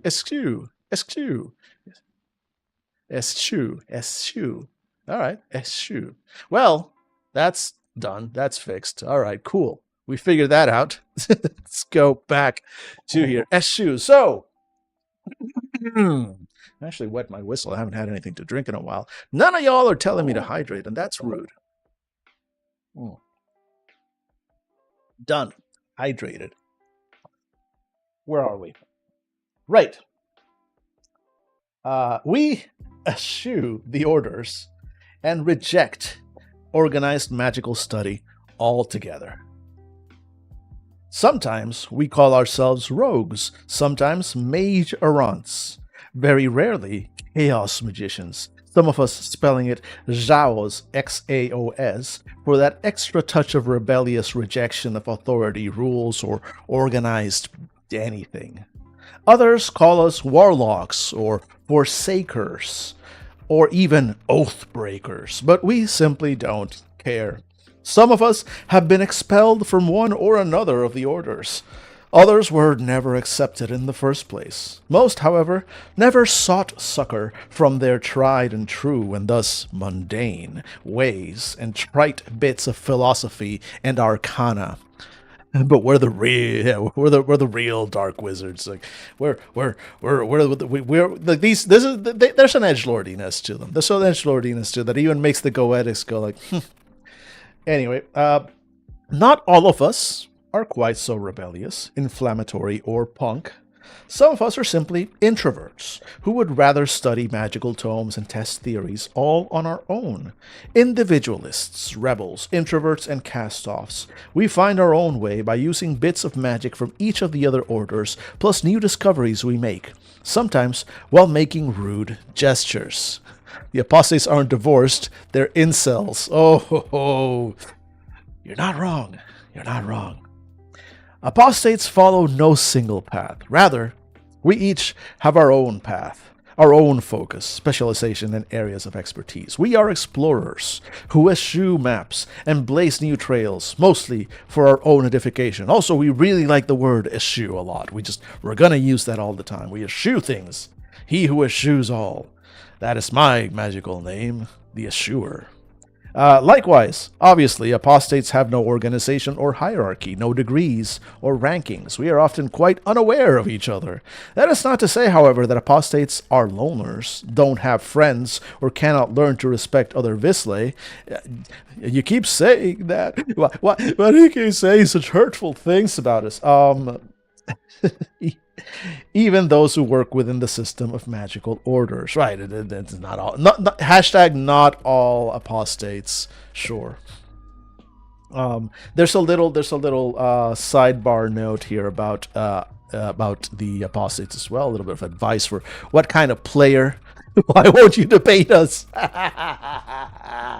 Woo! Oh, that's rude. I love it. Little sidebar here says players who don't want their character tied to any kind of organized structure might be interested in an apostate. They lose access to some of the proprietary knowledge that the orders hold, but they gain the freedom to explore literally any sort of magic or even invent their own.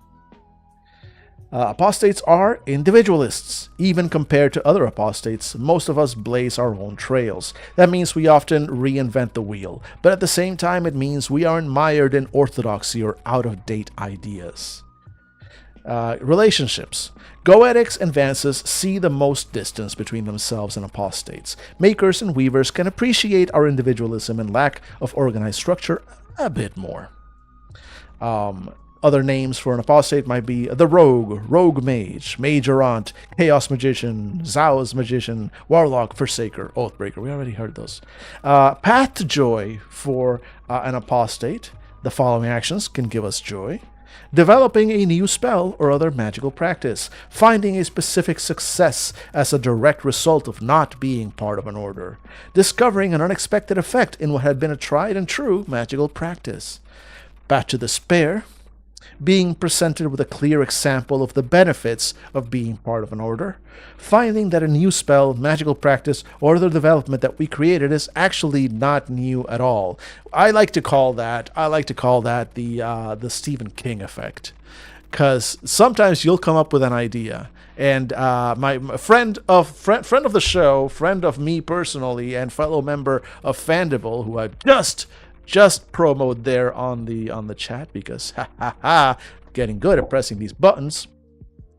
Billy, Mr. William Coughing, Fandy Billy, he a long time ago ran an adventure for us in his sort of semi-homebrewed world, the so-called Billyverse, which is basically just World of Darkness mortals, slightly modified so he can just tell his own spooky, kind of creepypasta style stories, and he does an amazing job of it. It's been too long since we've had a Billyverse game. Alas, Billy turns out lives in the real world and therefore has had less time to do stuff. But don't lose hope, true believers. Someday there may yet be more Billyverse in the future for us. Just don't ask for it, because who knows when. But anyway, one of the early Billyverse games was a game that involved some level of time travel and time loops and whatnot. And it turned out, kind of once the game was over, it turns out that it was very close, almost beat for beat, the plot and the twist of the Langoliers, a Stephen King short story, a pretty well-known one. The thing is, Billy had never read the Langoliers. He'd never seen the Langoliers. He's not a Stephen King fan. And he felt bad. He felt bad about it. He's like, God damn it. I thought I'd come up with a really cool, really original idea. And then it turns out Stephen King has A, already written a story about it, and B, it's already published and out there. And the thing is, we kind of had to tell him, Billy, Stephen King is not human. Stephen King is not real. He can't hurt you. Right? Stephen King has written so many books, so many stories, so many short stories, novellas, etc. that it is actually more statistically more likely that whatever idea you come up with has probably already been covered in a Stephen King book at some point than it is to come up with something that he's never touched. All right, Stephen King and The Simpsons, exactly. Like both of them. Like whatever you come up with, no matter you think you're being original, you think you're being unique, and you might be, but chances are, more likely than not, either Stephen King or The Simpsons already did it, and that's fine. Getting past that is the thing. Getting past it and going like, I'm gonna make it anyway because this is my version. It's not my version of Stephen King's thing. It's my version of this thing. Stephen King's version of it is Stephen King's version of it. This is my version, not my version of Stephen King's thing. My version of the thing, right? And that's kind of what you have to finally get over. Like, there are no new ideas out there, all right? Mankind has been coming up with weird shit forever. Like, it is just operating on the fact that whatever you come up with has probably been done before, and that's fine. You know what has never been done before? You specifically, your version of that thing. That's what's unique. Right? Exactly. Inspiration allowed. Convergent evolution allowed. Right? It's like we grow. We are formed by the things around us. The art that we are just inspired by. Right? So it's like, don't worry so much about being original. Worry so much about being. It's not original is not the word I'm looking for. I mean, yes, original is the word I'm telling you not to worry for, but it's authentic. It's about authenticity, not originality. That's the trick. That's the hard part. And you know what they say about authenticity. You know, once you can fake that, you've got it made. So, anyway, all of that to say that as an apostate, your worst enemy is Stephen King. I get it. You'll notice that for apostates, there's not a lot. Like, it basically ends one page later. We're not going through multiple things because apostates are basically just the, hey, make it up as you go along kind of character class. Oop, hit the mic there. Let's go over it. So, beginning apostates. Apostates have no degrees. But all starting apostate characters begin with the following abilities. So they can use 3 ephemera, just like everyone else they start. They start trained in 1 level of magical lore, because they are magic nerds. They learn 2 general spells that they have enough sorcery to cast. They learn counter spell. As an action, we can cast a counter spell that unravels and dispels 1 active ongoing spell or magical effect that is level 1 or level 2. The cost for the counter spell is the same as the cost for the original spell, almost always 1 sorcery per level.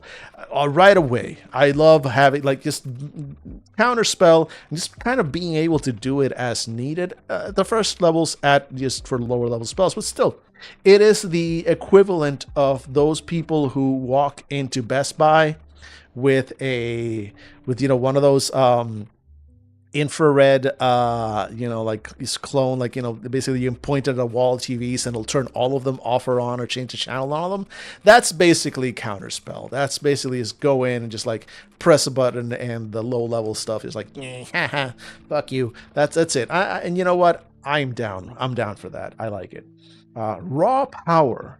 Apostates start with 3 additional bene in their sorcery pool as a permanent bonus, because they're going to just be casting spells. They're not using all these other, they don't have the Vance thing where they can cast a spell for free by forgetting it. They don't get to call Belphegor. They don't have Belphegor's number. They don't get to, but at the same time, they're also not quite as flexible as the Weavers, where they have to make it up as they go along every time. Like, no, it's more like they're picking up spells and particular magical practices as needed from everywhere.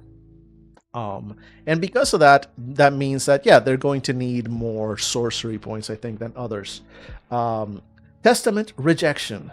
As we reject the idea of the orders and the Testament of Suns, quick reminder, the Testament of Suns is, again, that weird resin hand that they gave us with the 6 fingers. that that reject Testament of Sons that they use as their symbol, so too can we ignore the effect of a Sooth card held by the Testament of Sons if we choose, which is cute. I do kind of like that because everybody else, again, the Sooth cards, as they are placed on, God damn it, give me one that has colors. Here we go. Here's a Sooth card placed on the Testament of Sons, and this Sooth card has the, God damn it. Okay, apparently that one doesn't want to stay. Come on, come on. Here we go. Sooth card on the Testament of Sons, and this one is the Banished Serpent, and it's got the colors silver and gold. And so every other player that's not an apostate, kind of their spells are affected by this in one way or another by those colors.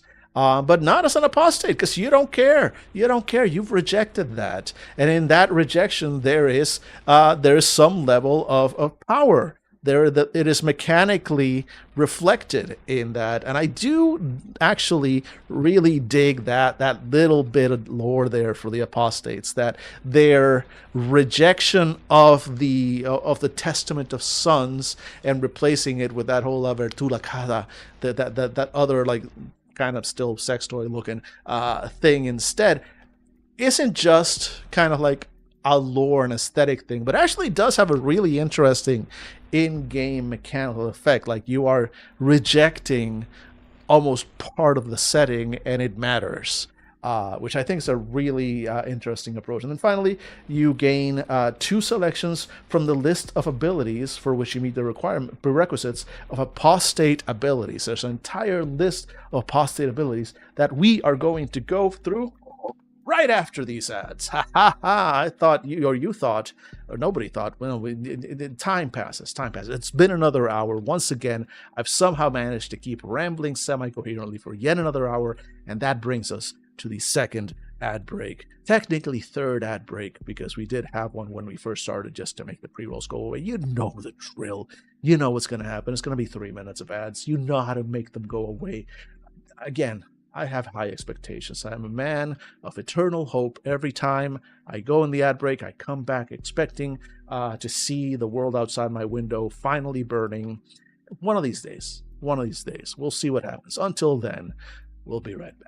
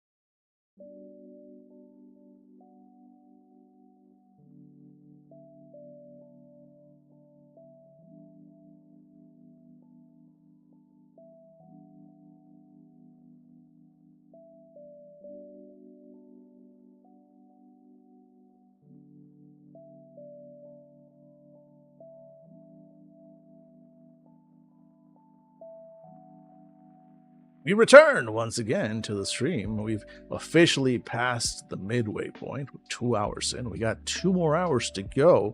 Can we do it? I do believe in us. Let's go ahead and go back to the book. So let's actually see what these apostate abilities are. You know, these are the things that they, quote unquote, don't want you to know. Oh, God, give me a second. There we go.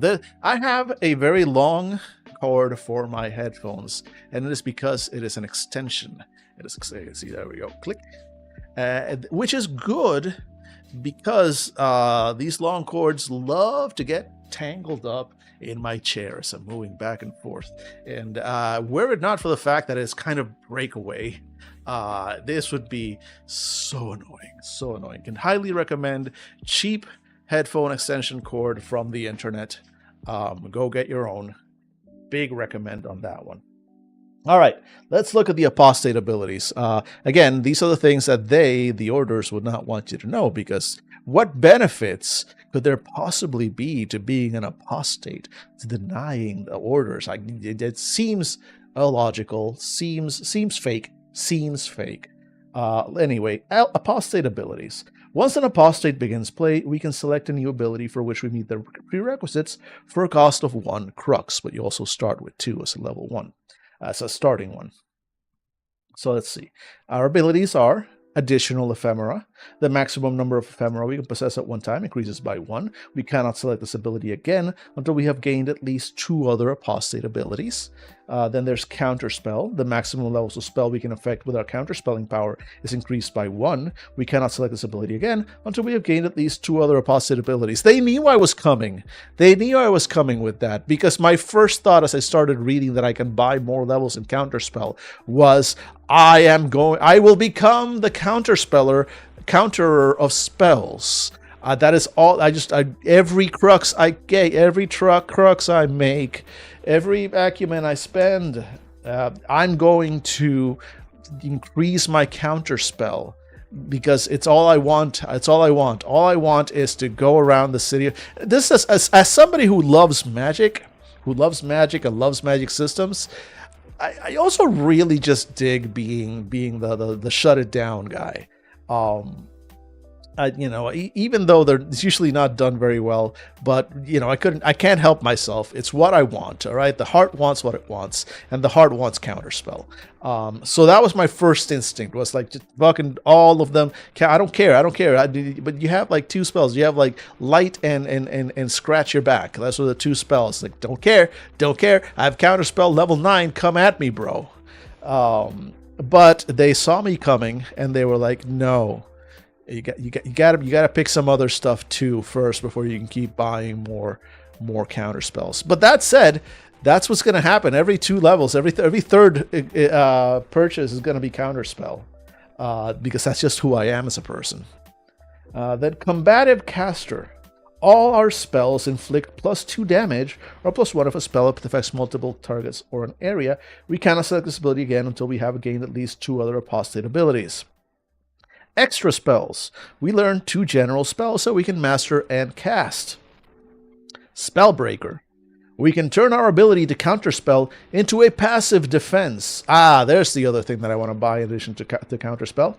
Using no action, although we must still be aware that a spell is incoming, we negate any level 1 or level 2 spell cast upon us that we do not want. We cannot set this ability again until we have gained at least 4 other apostate abilities. When we do, the maximum level of spell we can negate increases by 1. Then there's street magic. We gain 1 level of skill in 2 of the following skills: lying, sleight of hand, stealth, or searching. There's Telestic Strike.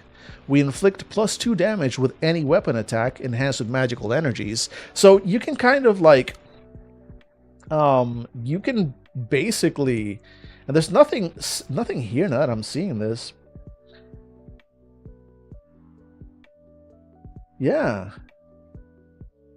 There's nothing stopping you from picking that one up multiple times. So this is, in a way, the apostate could kind of be the Angela character. If we had somebody in the game that's like, I don't want to really, can I play a fighter? Technically, no, not really. like even a level 1 apostate, you're gonna have a couple of low level spells because it's just how the game works. But then you can just spend all your advances on like Telestic Strike and Exultant and the other ones. So that we'll get to them. But there are some like actual physical combat ones. So you can, I guess, kind of. It reminds me of the Shadowrun the Adepts, the physical Adepts, where technically you're also a magic user, but all your magic is going into reinforcing your body, making you stronger, harder, faster, etc. Also kind of like the anime effect where, you know, like having lots of magic means you can get slammed into a wall and all that and still survive. But, you know, Apostate kind of does let you do that. Let's see, we also got Haven of Magic. We gain 1 level of skill in 1 type of defense in which we are not already trained. Dodge, resist, or withstand. See what I mean? There's Exultant Warrior. We gain 1 level of skill in 1 weapon. We cannot select this ability at all as a beginning apostate. Once we do select it, we cannot select this ability again until we have gained at least 2 other apostate abilities. We've got Drain Magic. We steal sorcery from another Visle with a touch. We take 2 sorcery from the Visle. Cannot select this one as a starting. We've got Incantation. One of our ephemera can be a Conation Incantation, yada yada. We know how that goes. Cannot select this as a beginning one. Once we do select it, cannot select it again until we have gained at least 2 other apostate abilities. And finally, Guided Hand. For any weapon in which we have at least 2 levels of skill, we enhance the attack roll by 1 die. We cannot select this ability as a beginning apostate. So if you decide to spend all your points on Telestic Strike, Exultant Warrior, Haven of Magic, Guided Hand, like those 4, you can be very close to... So let's see, it's a level 1 apostate, just a starting apostate. The ones that you can pick from the beginning would be Haven of Magic and Telestic Strike.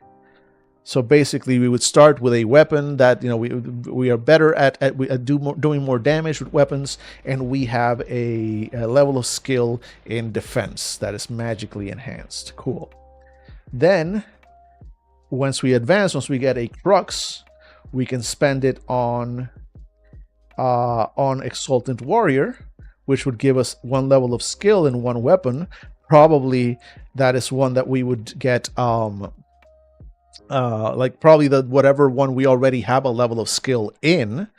So if we're a sword guy, then, you know, an extra level skill in sword, which probably, I'm assuming, unless you're going around with a sword and no skill in it from the very beginning, but you should probably have bought a skill in sword somewhere, right? But basically, once you've got that, if you're at level 2 of a sword, then the next one you can buy is Guided Hand, because you've got at least 2 levels of skill, so now you're really good at the sword, you do more damage, you have an extra die. Then the next advance, you can go back, instead of Exultant Warrior, you can go back to Telestic Strike, then Haven of Magic again, so we gain again more defense types, more damage, and then we qualify for Exultant Warrior again. And then we can't buy... Actually, no, then there's nothing really stopping us from buying Guided Hand yet again to give us more skills in another weapon, I guess. But otherwise, we can just kind of keep buying Telestic Strike and Haven of Magic as much as... Well, no, eventually you will run out of Haven of Magic that we can get. So we just keep buying Telestic. There's no restriction in Telestic Strike. You can just keep buying that one over and over. So, like, every Telestic Strike, another Exultant Warrior for another level of skill in the weapon. Telestic Strike, and another one. Like, great. Am I completely off base on this? I might be. I've done this before, where I'll go on a side tangent where I think I have broken the system and come up with a badass character. So I may be wrong about this, but it kind of feels like this is your best shot at making a fighter. Right, you might not be able to cast like spells that summon demons and whatnot, but you can apparently like split God in half with a single sword strike after a while. So there is that, and that's it. There's nothing else to apostates. So it feels like there's not that much, but the trick to apostates is Counterspell and Spellbreaker, so those are really good, and that's something that other apostates don't have. Splitting that passive counterspell and melee ability sounds like a good build as well, right? Exactly. But like enhance your own physical abilities and also like gap some focus on counterspelling and Spellbreaker, so you can resist the attacks of other wizards. That could very much be like a mage hunter build, which would be an interesting approach to an apostate as well. But also, like I said, they're pretty straightforward. But that's the thing. You can also just for one crux, just keep buying more spells. So as you advance and you get more sorcery points, it's going to increase the amount of your capacity to cast spells. So you can just keep spending cruxes on more and more spells, which can make you incredibly versatile if that's what you want as well. So really, Apostate lets you build the character you want almost more than anything else. Even I'd say almost even more than Weavers. So it's a cool approach. I like it. And that's it. That's all of them. That's all the 5 or the 4 orders and the 1 non-order. And now that was the thumb. That was the Tor. All of that, like a day and a half to go over the thumb of the Testament of Suns, and now we get to the second part. Step 2, from 0 to 7. We already did step 0. This was step 1, choosing an order. Step 2, choosing a heart, the Da. Let's go ahead and read what this game means by heart. I did laugh at magic can't be taught. Meanwhile, everyone else is teaching magic, right? And we're learning magic. But, I get it. Again, they're just being a little edgelordy. They're being a little edgelordy. Let them enjoy themselves. So let's see what the book has to say about heart.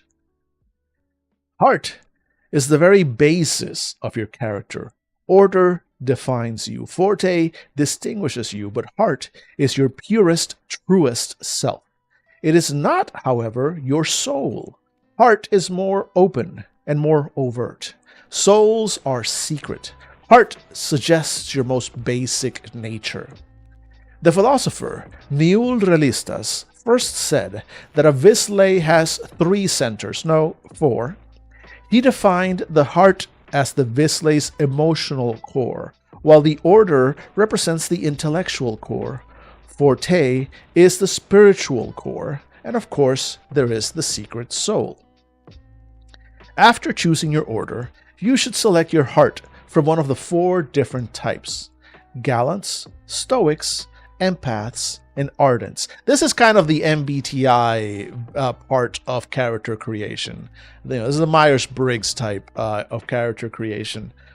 I cannot escape that comparison, honestly, after just too many years in corporate. So let's see. They are also names, antiquated and awkward to today's ears and rarely used. Gallants were once called flame hearts. Stoics were stone hearts. Empaths were wave hearts. And Ardents were storm hearts.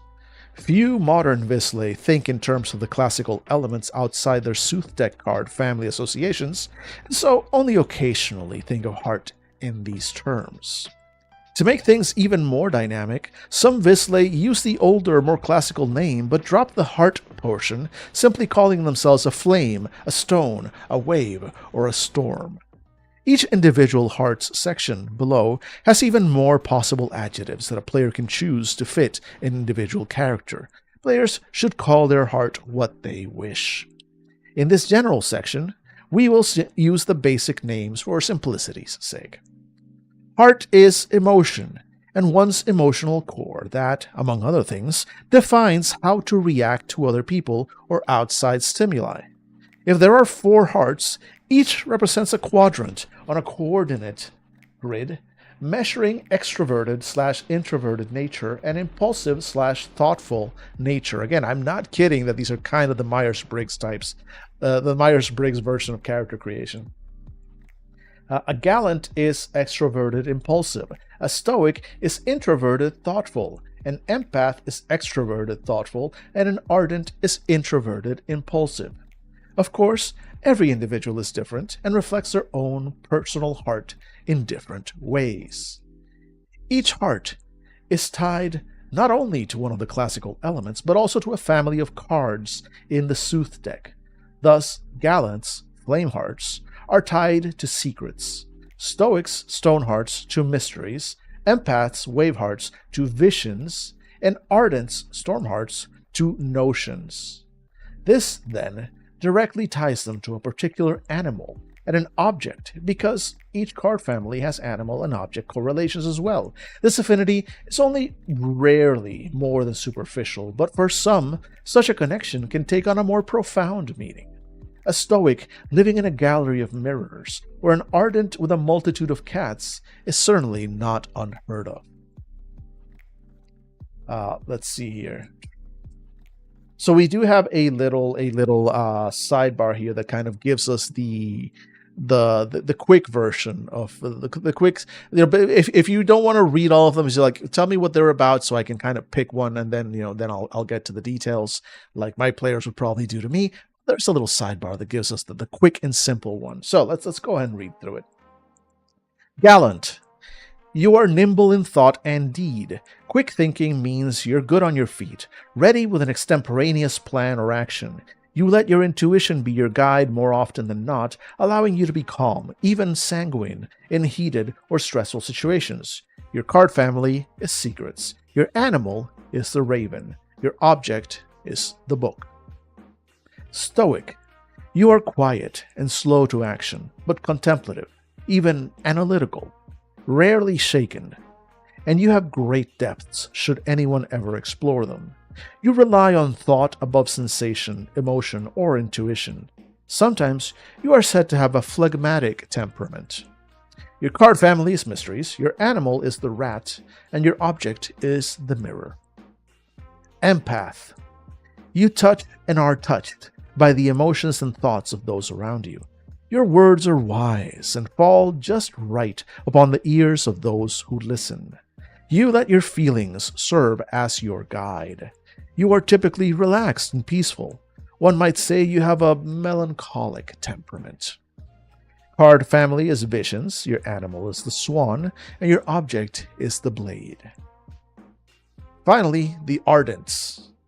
Quick to potent action, you react with strength and emotion, a veritable force of nature all on your own. At times, people might consider you short-tempered or even choleric in temperament.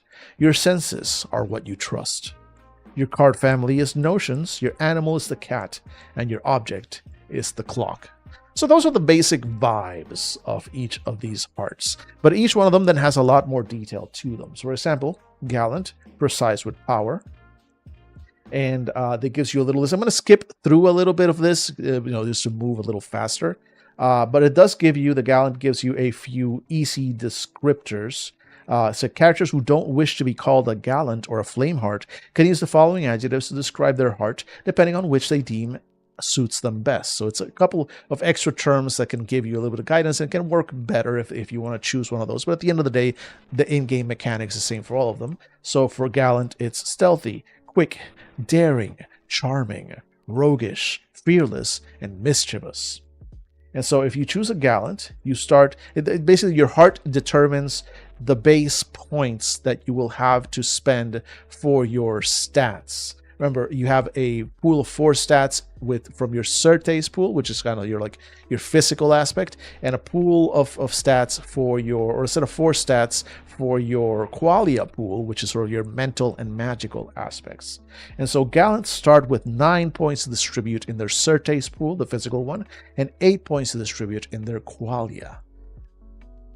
And then you get to choosing a heart also gives you some skills to choose from. So remember how choosing an order gives you usually 1 or 2 skills to start with.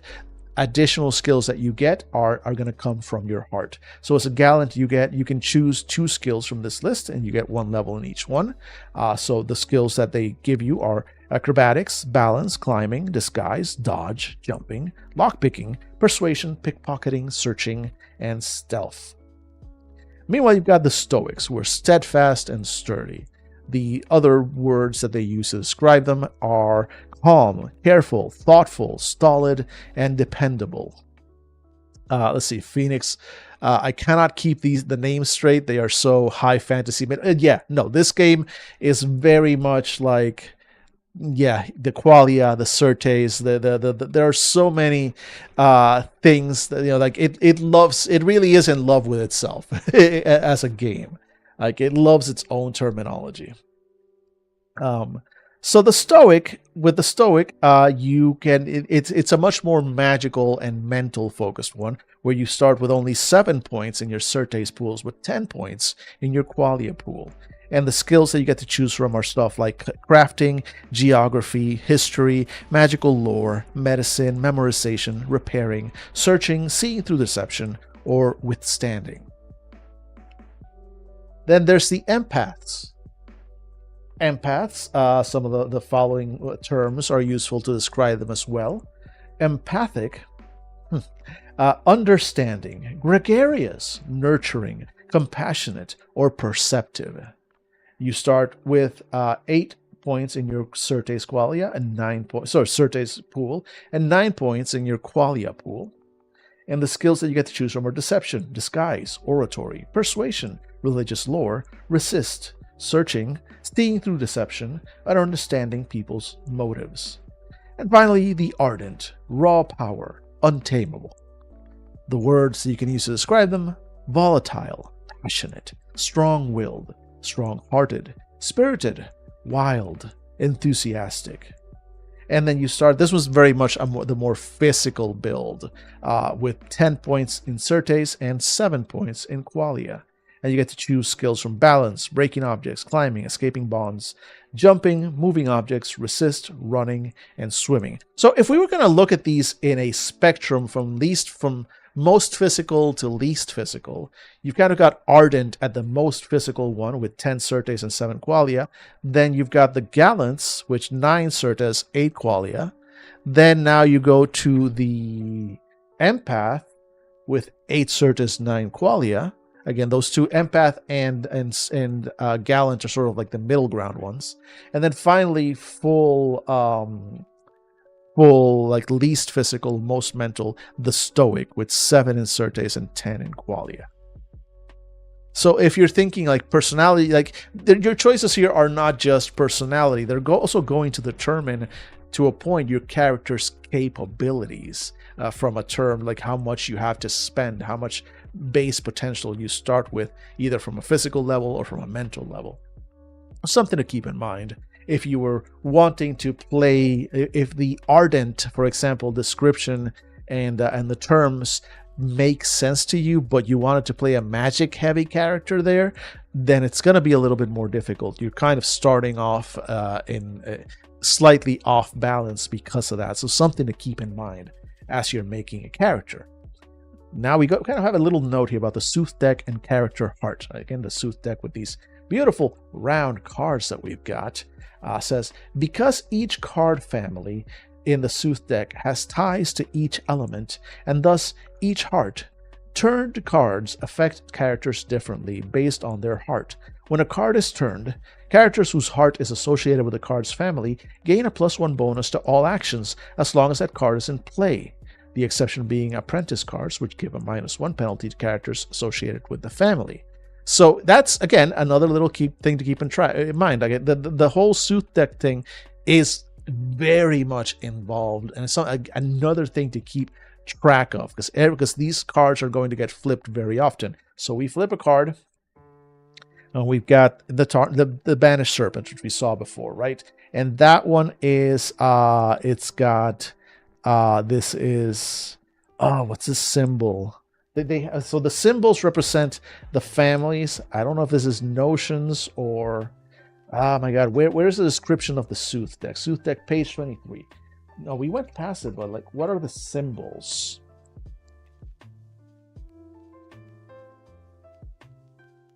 Sooth deck.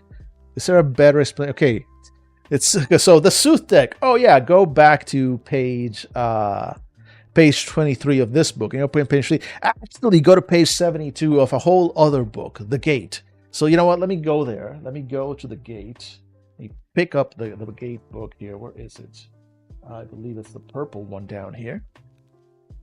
And let's find out what these symbols mean since we're here, since they're making us look at this at the Sooth deck. So page 73 of the way. So this is actually kind of interesting. Half this book, well, not half this, yeah, actually, just about half of the gate is dedicated. You know, maybe not actually, no, it is basically half of it is basically a tarot reading like description. It's got every single card, starting A for Angel, A for Assassin, B for Banished Serpent. Hey, there's our card. Then Blind Guardian and all the other ones. So they're all alphabetically here. And it's got the image of each card, and it's got its value, it's got the secret, it's got basically all the information about the card, and it's got a full explanation for using this card effectively in a Ursat's tarot reading. So, for example, that first card that we pulled, which was the Banished Serpent, its value is 3. It is part of the Mysteries family. Mysteries being the one for, what was it, the Stoics? Stoics are mysteries. Yeah, so if you are a Stoic, and that card, the Banished Serpent, is the one that is on display on the Testament of Suns, then all your skills, all your rolls have a +1 because it's basically there's a card there that is resonating with your heart. But also, I'm going to kind of read the description, because in addition to all of that, like the fact that these cards exist and they are meant to be used constantly as things happen, and they are meant to be a narrative tool for the GM in addition to having these mechanical elements. Let me just read you the description of this card so you can kind of see how that goes. So first, there's the kind of description of what the card is. The value is 3. The sort of themes and topics are mysteries, rats, mirrors, and stone. The meanings of the card, the 3 base words, are balance, exile, and punishment. Then it reads, Visle no exile, but for them and their time in shadow, their exile was self-imposed. The Banished Serpent was cast out, sent back from whence it came. Banishment rids us of a problem, but it does not bring it to a permanent end. It is rarely a true solution. Rather, it is most often a punishment. We banish those who have threatened us or wronged us, because exile is what they fear. The fact that it ends the threat, at least temporarily, is just an added benefit. As a punishment, then, it is an act of balance, an appropriate and measured response to an unwanted act. Then it's got a couple of different ways you can use it. As a divination tool, the Banished Serpent can be a blessing or a curse depending on who is getting exiled or punished. The card turns may suggest that the person in question faces this fate. But, sorry, I just needed to make some space here for myself. Oh, no.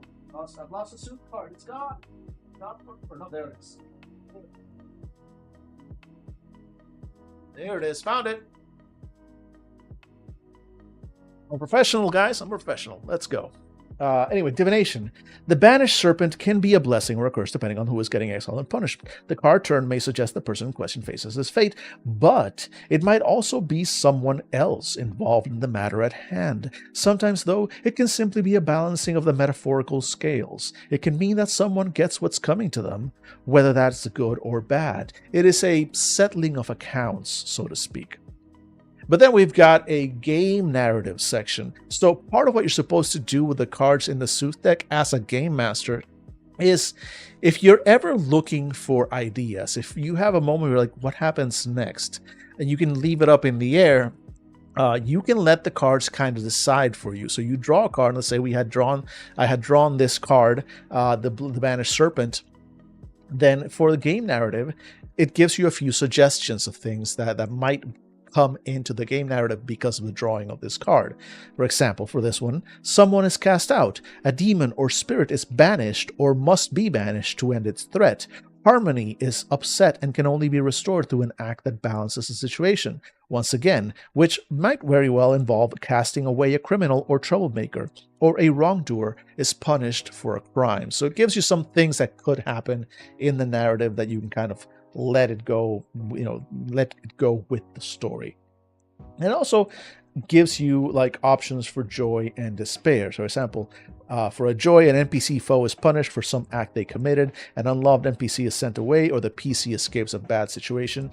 Or despair, the PC is cast out of a place they wish to be, the PC is punished for a crime, real or otherwise. And you'll see that basically it has that for all cards. So all cards will get the multiple meanings or values.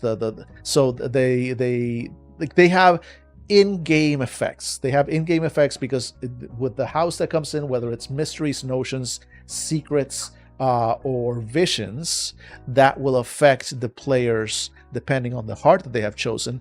Also, the color of the card, the Banished Serpent, for example, has the colors of silver and gold. Those colors, again, also have an effect. Spells that match those colors might be enhanced or depleted, depending on the colors that are there. There are multiple uses for the Sooth deck. It is an integral part of the game, of the setting. You're supposed to be constantly drawing cards, using them as part of the narrative. Like rather than planning out your narrative, the game really does actually does sort of encourage you to play it as a reading. You are basically pulling cards as you go to find out where the story goes. That between the cards and the players, those are your two giant randomizers, and that's kind of what this game wants to do with you there. So that was a bit of a deep dive into the Sooth deck because it's so closely related to your character's heart. It does very much affect it. So it was worth like doing that little deep dive there. Let's see. Next session is Character Heart and the World. Although it's possible to describe anyone in terms of their appropriate heart, hotheads are ardents, careful thinkers are stoics, and so on, only Visley talk about the heart this way. It's an insight into how Visley see the world, and how people interact with the often unseen magical world. There's no reason that characters of different hearts can't get along and be best friends, lifelong companions, or lovers. In fact, it's easy to see how each could complement the others, with the various strengths of one making up for the weaknesses of another. The differences between two hearts are not unlike those between two people who score differently on a personality test. So even Monty sees it. Even Monty sees that this is basically MBTI. There's also no familiar relationship between two different hearts. An ardent father and a stoic mother are as likely to have an empath child as any of the other hearts. Ultimately, then, the four hearts are fairly simplistic categories with somewhat esoteric significances, but the significances are still real. The more one delves into the magical currents, spellcraft, and other mystical pursuits, the more one sees the importance of each heart. Some rituals, for example, require performers of different hearts. Some objects of power or ephemera react differently to those of different hearts. A wise and powerful Visley is always going to keep their own heart in mind, always aware of how it can affect the magic around them. So it's an interesting way to say, like, yeah, this is like sort of wishy-washy. It's like a personality type. But again, in the world of Invisble Sun, everything is magic. All of that matters. It is kind of just a general personality type, but also magic responds to that, and it does matter. There are mechanical benefits to it. And now we move to the Forte 2, the step 3 in character creation of 8. So we've discussed a bit about each of the orders that an Invisble Sun character can join. We've seen that the heart is the innermost basic essence of a Visley. However, there is yet another important component to each character. Forte reflects a talent or focus that is essentially unique to the character. It's both what you do best and what you can do that most people can't, or at least not the way you do it. Forte is the most active aspect of your character, so the names are always phrased as verbs like travels as a spirit, revels in beauty, or fuses nightmare to fist.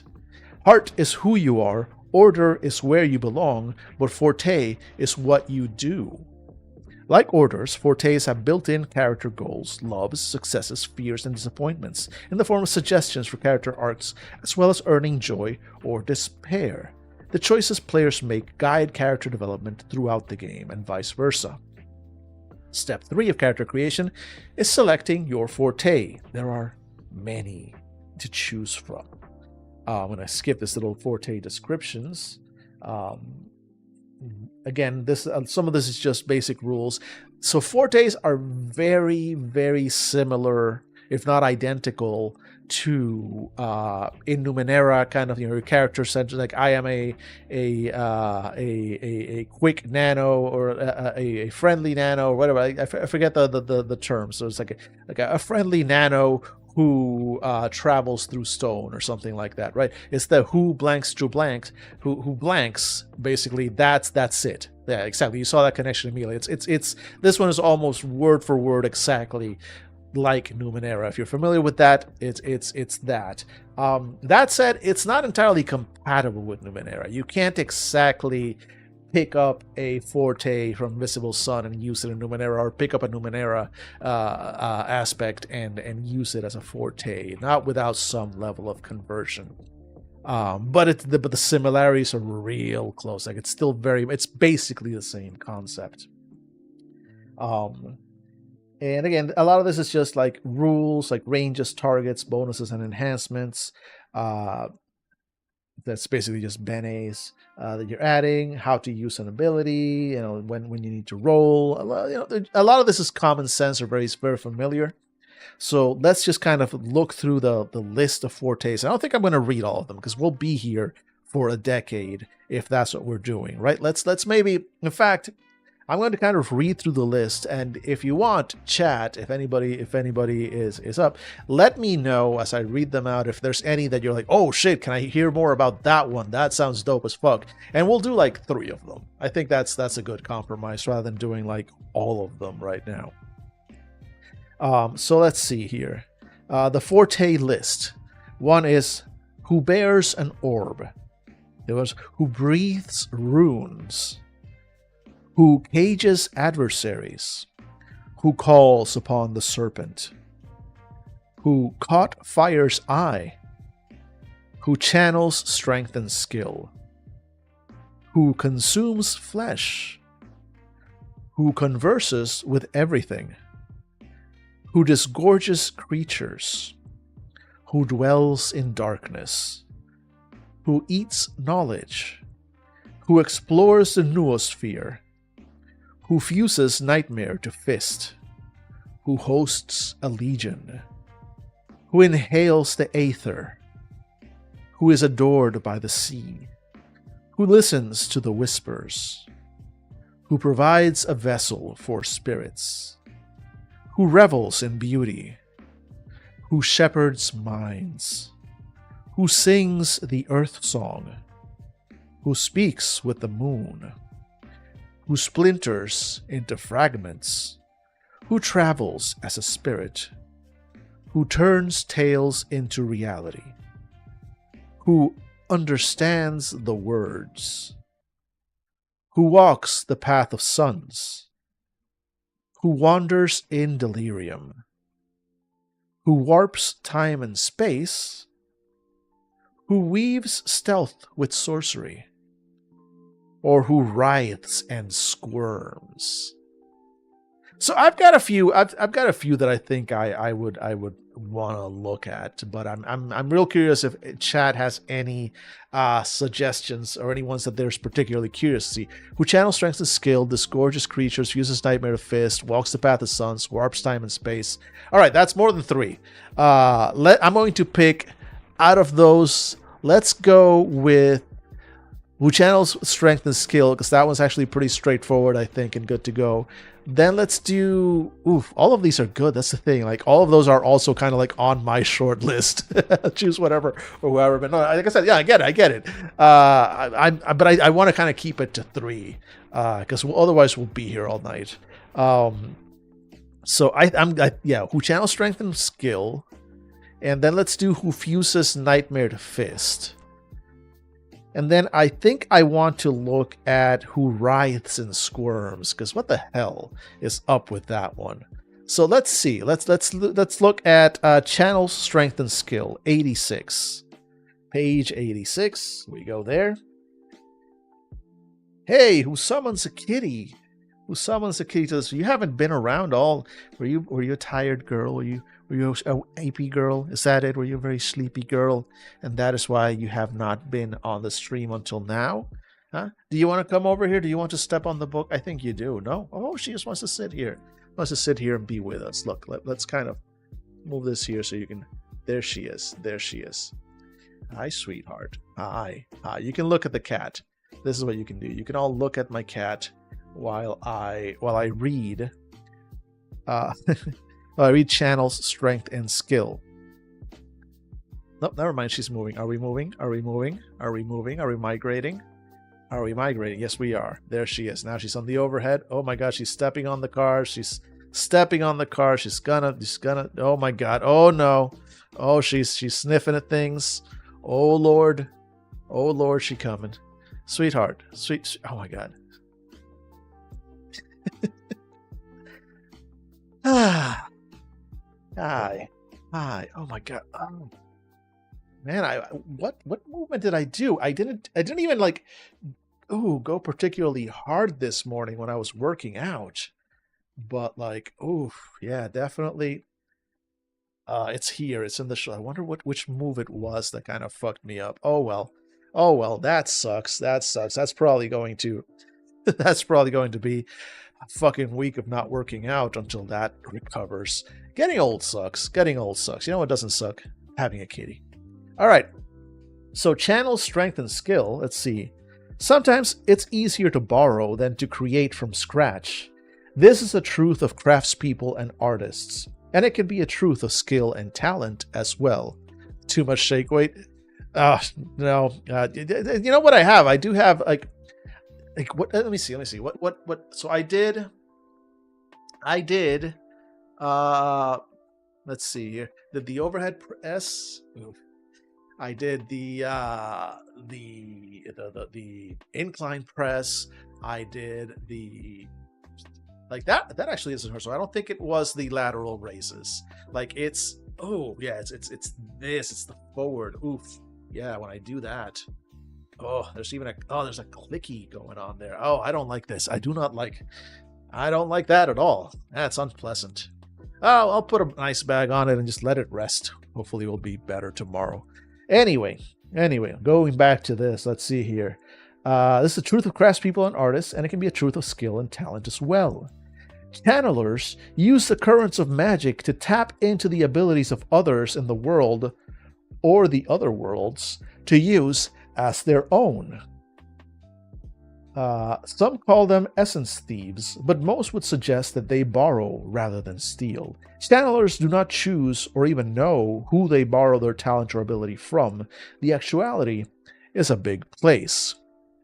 Let's see, shoulders get clicky, mine did too. Yeah, no, they do. But like this shoulder isn't doing that. It's this one, and it's new. It doesn't normally click like that. So again, I did something wrong during this morning's workout, and that's annoying because I didn't feel like sometimes you're like, oh, like when you do the move, you're like, oh fuck, oh that's gonna hurt later. Oh, I just fucked up. Like it doesn't really particularly hurt in the moment, but you know later that you're going to be like, ah shit, that was a bad one, right? Like it happens. Not today. I finished my workout and I was fine. I was chill. I was vibing. I was like, that was a good workout. I was like, I feel like I put in the effort, but I'm not just completely wiped. This is good. I'm in a good place. Let's go. And then like a couple hours later, anyway. Let's see here. Although channelers can be mistaken for others who are simply very skilled, their skills are often not actually their own. Many attempt to hide the fact that they are channelers, while others are quite proud of it. Your background. Channeling is an ability that many are simply born with, discovering that the talents they thought were their own are not. Others are trained to be channelers by those with the knowledge. Your appearance. Channelers look like everyone else. Character arcs. The following character arc ideas are particularly appropriate for channelers. the more a channeler knows, the more they can build upon with their magical abilities. So the skill arc there would be Master a Skill. Sometimes finding out where your abilities come from allows you to develop them further, so the arc there could be Mysterious Background. A Path to Joy for somebody who channels Strength and Skill. If you gain a skill or ability at the expense of a foe who is hindered. If a skill you gain is even greater than you were expecting, or use of your ability taps into interesting information that grants you hidden knowledge. Path to Despair. Somehow you channel the talents or abilities of someone who is terrible at the skill in question, and I gain a penalty rather than a bonus. I think that's hilarious. It's like, I need to pick this lock. I don't know how to pick this lock. Let me reach out into the universe and channel a lock picking skill. And you know what? The universe is actuality is a big place, and unfortunately, you're channeling the lock-picking skill of the little old lady from next door who's never picked a lock in her life. I do think that's kind of hilarious, actually. Let's see here. I choose the same skill for my skill du jour too many times and can never choose that skill again. We'll see what skill du jour means. And my magic inadvertently steals the ability I channel from an ally temporarily, putting them at risk. And then all fortes have a set of forte abilities that you can pick and that kind of like have a progression that goes through. And so each forte will have a slightly different sort of progression diagram and table. But at the end, there's just sort of like a standard, like some base powers and then certain requirements that get fulfilled from each one. So as a channel strength and skill, you have access to the following forte abilities. As long as I start with one of the first ones, my choice as to which, and then select more following the path indicated and spending crux to do so. So as you start, you can choose between Prowess, which is a level 2 ability. I add 3 Bene to my accuracy, movement, perception, or intellect pool. Or Skill du jour, a level 3 at no cost. With each new sunrise, I can choose a skill in which I am trained. This can include a defense, but not attacks. Yesterday's skill fades, and today's skill takes the 4. So this is kind of like a magical, mystical version of sort of the built-in thing that Numenera characters, Jack specifically, have, where they basically get to, every morning when they wake up, they have a sort of a flexi skill. So this is kind of like the same thing, but the skill du jour, but rather than just being explained as, well, I'm kind of a jack of all trades, it's more like, no, every morning I channel, like, I channel a new skill. And then, if you chose Prowess, you can then go up to Ferocious Might, which is a level 4 ability. And then my next use of physical strength, including making melee attacks, is enhanced by +1 die.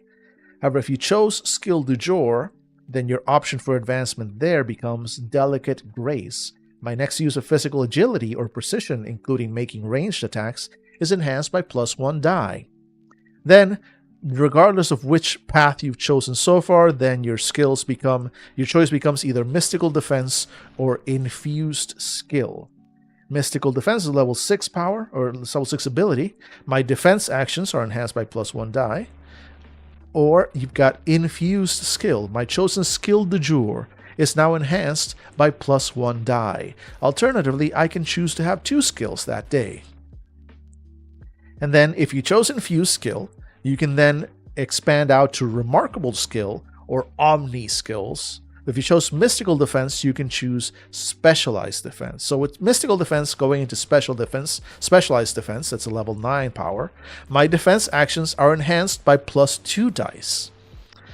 Or if you chose a skill path, and you choose Remarkable Skill, level 9, my chosen skill du jour is now enhanced by +2 dice. Alternatively, I can choose to have 4 skills that day.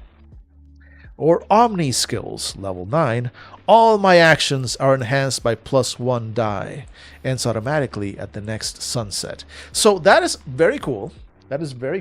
But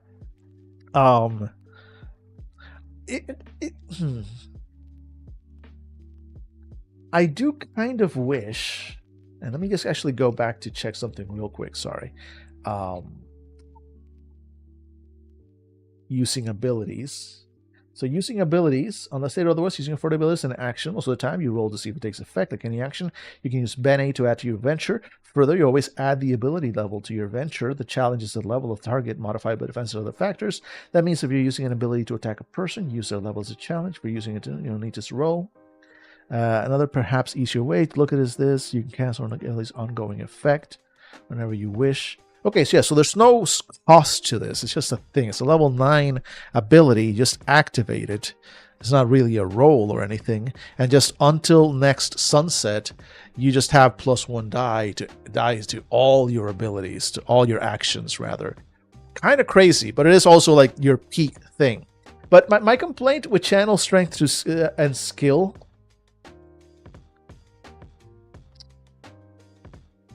is that it almost feels a little not flexible enough.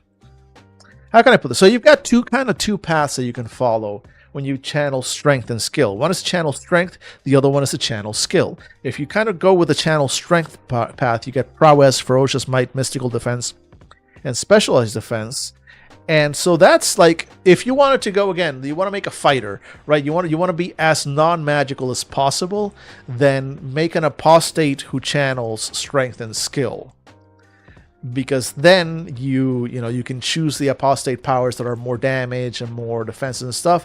And you can also like choose prowess, ferocious might, mystical defense, specialized defense, and just kind of fully focus on that physical aspect of it. Like, this is as close as you get, I think, to playing like a physical adept in this game.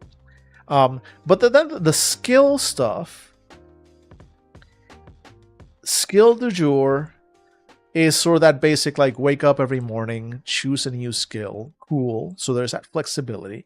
And then delicate grace, it just helps you with ranged attacks. Infused skill lets you either that skill they chose in the morning. It gives you more variety of skills you can go. And then remarkable skill gives you even more abilities. Omni skills gives you a bonus all around. They're good things. But I feel like, given the description of the forte and the description of the paths to despair and joy, I was kind of expecting the ability to do this on the fly, right? I was expecting the ability to go like, if I didn't wake up this morning thinking like, okay, well, I really do want to know how to lockpick today, right? But if I didn't wake up like that in the morning, and I come up in a situation throughout my day where I need to lockpick something and I don't have the skill, I don't have the option to kind of like reach out into the ether and try and get a lockpick skill, right? And it does kind of, like, the description makes it sound like that's something that you would be able to do, but it really isn't, as far as I can tell here, right? And I feel like that's that's kind of missing. Like, I feel like there should be something like, and that at that point make it a roll, because everything else is automatic, right? Your skill du jour just happens. You wake up and you choose your skills, and as it gets upgraded with infused skill and remarkable skill, you just have either more options, or your infused skill or your chosen skill at the beginning of the day is just that much better. But at no point is there that flexibility of, like, in the moment, let me do something, right? And that feels a little. Like, I feel like I would want to have something where you can roll to change your skill du jour in the moment. Like, I would probably house rule something like that, where there's a roll, there's a challenge, maybe a challenge that rises throughout the day. So the first time you decide to swap your skill du jour, so skill du jour is the level 3 power, right? And so it just works at the beginning. But then if later that day I actually want to change my skill du jour, it's a level 4 challenge to do that. And then after that, if I want to change it again, now it's a level 5, and then a level 6. And then so the more you do it throughout the day, the harder it becomes. And then with the downside that if you fail that challenge, you lose access to your skill du jour for the rest of the day. Like, that's, I think, how I would house rule this a little, to make that way, makes it a little bit more flexible. I don't know if maybe that might be a little bit too OP, but I feel like that fits the spirit of the of this forte a little bit better. Am I completely off base here? Or does that kind of more or less make sense? It makes sense to me, I think, because it does feel like after the description we were giving, like it's kind of missing that a little bit something. But you know what we're not missing is the ads.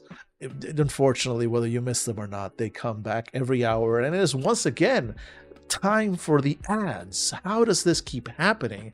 Time continues to pass, but good news. This is in fact the final ad break of today's stream. We made it. We made it to the final ad break. I'm, as always, very proud of all of y'all for being here with us, and let's just get through this together as a community for 3 hours. Let's just watch some ads. But don't worry, I won't ask you to spend anything. In fact, I don't think I'm allowed to say that you can't look at the ads. You should look at the ads. But nobody's forcing you. All I'm saying is, in about 3 minutes, we'll be right back.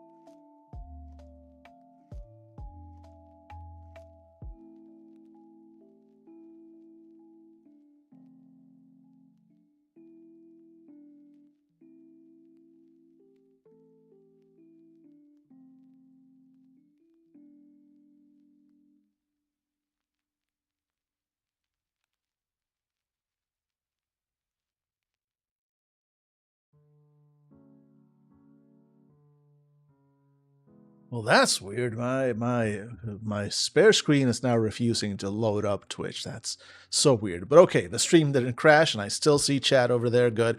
Let's see. Phoenix says, I would say if you fail, it means you can't change it for the rest of the. Yeah, that works too as well. Yeah, not necessarily take it away, but it's like, but that's it. Like you can't try again. It's like now you're stuck with that skill until tomorrow. But something along those lines, I think, would be a better approach to that particular forte. Otherwise, though, I do like it. I like the idea. I like the concept behind it. But also, it is like kind of that thing where like it gives you some ideas, like that whole like, oh, you know, you might like the whole. Let's go over to the overhead here.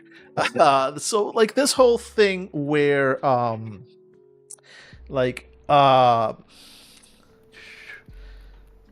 where was it? Something like gain a skill or ability at the expense of a foe who is hindered, right? So that doesn't necessarily mean it has to happen in the middle of combat or anything like that, of course. Like, it can be like I woke up, I gained the Machiavellian plotting skill, and it just so happens that it took it away from my arch rival who lives across town, and so he can't Machiavellian plot so much today. Whatever, sure, fine. But the way that's described feels more like I took a skill in the moment and it hindered a foe that I have. That would be very cool, but the mechanics don't really reflect that so much. It's not actually a thing that can happen unless the GM kind of like decides that happens. Like, you know, like it's I don't know. It feels less dynamic than it probably should, which just feels a little lacking for what it could be. Okay, bear with me a moment. I need to fix this. I don't know why my spare screen has stopped responding. You're gonna see this here now on camera a little. We're doing it live. So let's open up a new tab, twitch.tv. Okay, what if I just kill the browser?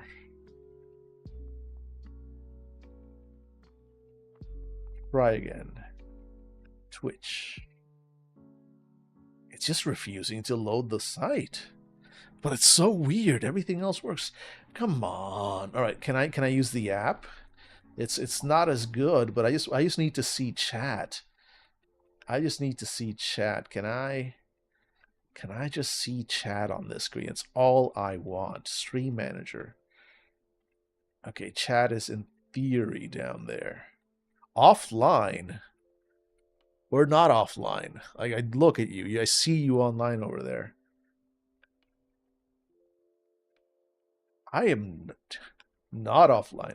Oh my god, what's going on? Am I offline? Did you all leave? No, the stream is going. No, it's stopped. It's go. Yeah, no, I see it, and I see. Let me see over here. Let me just double check that everything is running right. Why did it just stop loading on my iPad? Yeah, it's loading just fine on my desktop. That's so weird. That's so weird. The app thinks I'm offline. Why would the app? Am I offline? Is it my internet? Am I using a bad internet? Maybe. Where's my... oh my god. Did my regular internet kind of stop working again? Is that what happened? Is that what's happening? I think it is. I think that happened yesterday too. Wait. Why are you not... no, there it is. There it is. Yeah, no internet connection. Okay, there we go. That should fix it. Hopefully. All right, let's go back here. Reload. We're professionals here, right? We're doing this.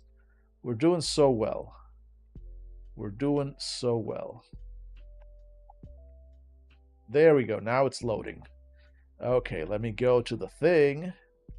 This is great. This is great. This is what people sign in for. Here we go. Stream manager on here. No, but not an Arc search. I wanted to do it here. We did it here. Dashboard. Hey. Dashboard. That's where we want to go. That's what we want. Have we fixed it? Okay, it's loading finally. There you go. There you go. That's your, oh my God, that's your behind the scenes into what it looks like when I'm looking at you. I'm looking at an iPad screen back there. Now that's working again. Cool. That's a great use of our time on this stream. Thanks for sticking with it. Anyway, what other ones did we say? Right, we're going to do Fuse's Nightmare to Fist, because that one looks like fun. Let's see. Explores the Neosphere. Fuse's Nightmare to Fist.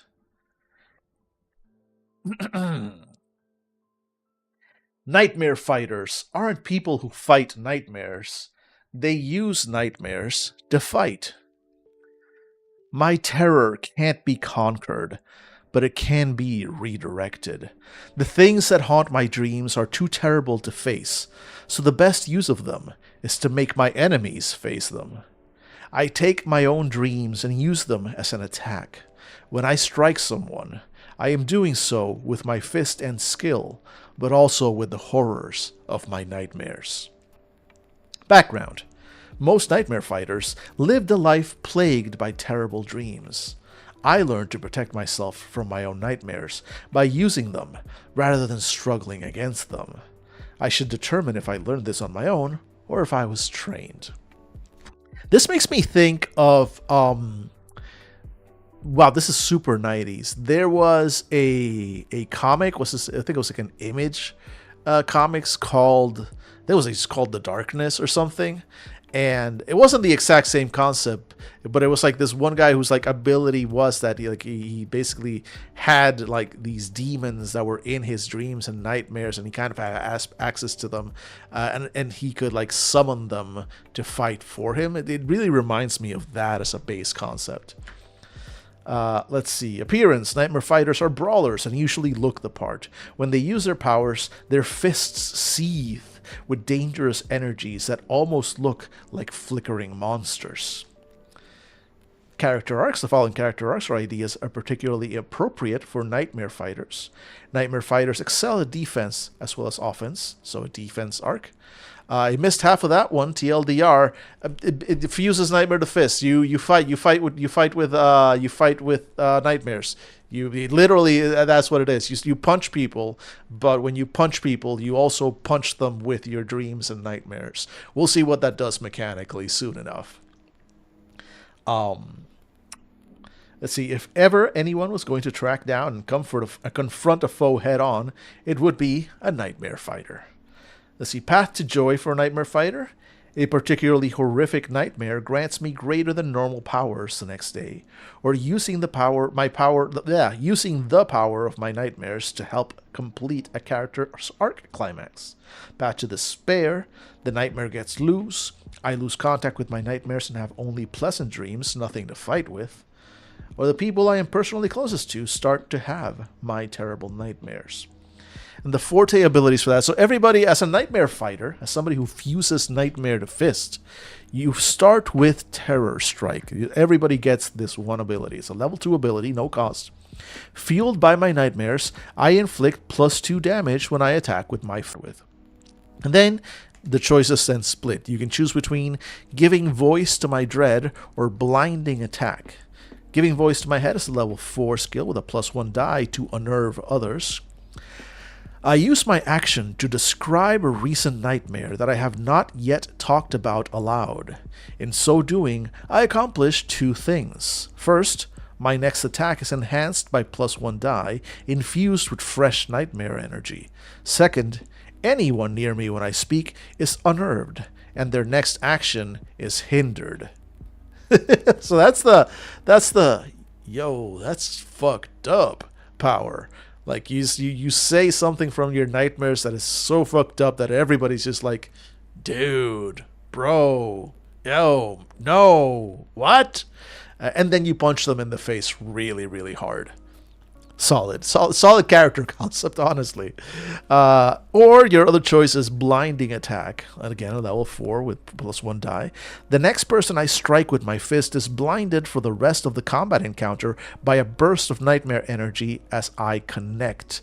That's wild. That's actually really good. And just from the description, there's no like resisting that. You just punch someone. If the punch hits, you blinded me with nightmares.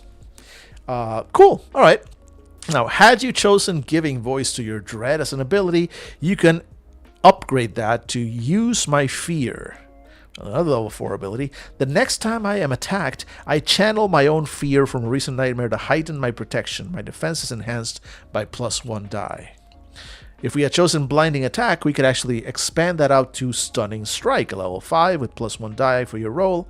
The next person I strike with my fist loses their next action, their mind distracted by nightmare imagery. That's honestly, like, Fuse's Nightmare to Fist is like really solid brawler. They are not kidding when they say you are a brawler. Like, these are good abilities for just in combat. Let's see. So, and then at this point, you can choose either of the next two options. So you can choose to Instill Terror, level 5, with a +1 die to your roll. All nearby creatures not allied with me sense the power of my nightmare and flee in terror when I make a fist. That's actually kind of cool. And it keeps going. Like, once you activate it, depletion is 0 to 2, check each round, which means basically every round you roll a d10. That wouldn't deplete. That's a 2. But there we go. That's a 4. That wouldn't have. That's a 2. That would have. A 5 wouldn't have. 5 again. 1 would have. So basically, if you roll a 0, a 1, or a 2, the effect ends. Until then, every round, you just keep checking. And so long as it's active, anytime you make a fist, all nearby non-allied creatures just run away. That's okay. That's very powerful, actually. The other option would have been Smash Through, not to be confused with Smash Mouth. So level 7 ability, the next time I attack an inanimate object, whether it be punching my way through a door or destroying a foe's weapon, my nightmare-fused attack is enhanced by +2 dice. Alright, not too bad. So a wrecker kind of ability. If you had chosen Instill Terror, you can expand that out to Stab of Madness. Level 7 with a +1 die to your roll. The next person I strike with my fist is driven to permanent madness, hallucinating nightmarish imagery. They take utterly random, often violent actions half the time and do absolutely nothing the rest of the time. Wow. That's just one punch and you are effectively a mad person and taken out permanently. Again, there's no duration or anything. It's just permanent madness. Okay, so I will say, like, it's a level 7 ability, so that's part of why this game has, like, everything has levels, kind of like with Numenera, where, like, so if this would basically have this effect on any sort of level 7 target or less, which is still a lot. Like, level 7 is substantial, but this is a very high level power, right, for your forte as well. But basically, somebody who is level 8, or a creature that is level 8 or higher, would then probably be effectively be immune to this, would not have that effect. Would probably still take damage, but wouldn't have that effect. You also have the ability to Steal Nightmare, also a level 1 with a +1 die to your roll.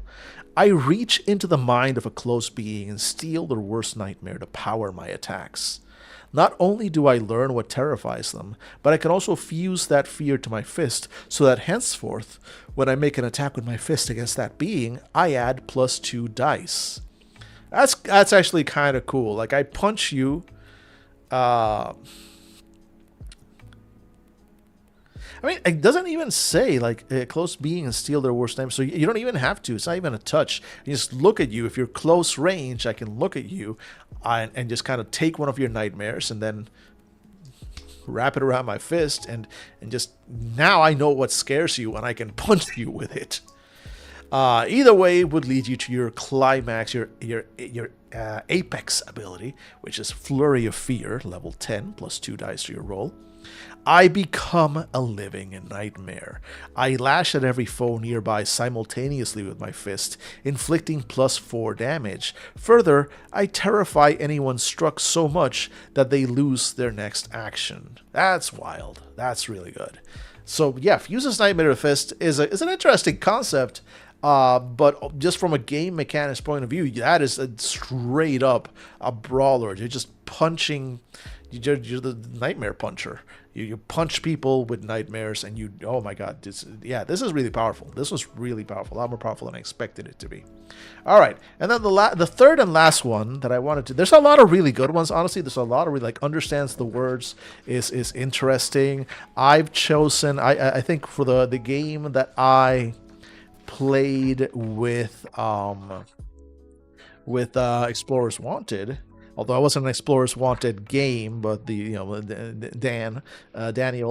he ran that game, and I think my character in that game, if I remember correctly, was his forte was. Let me look at the list, and I'll identify it quickly. I think it was this one, Turns Tales into Reality, 124. I think that's the one I chose. Let me see. Turns Tales into Reality. Yeah, I think it was. Yeah.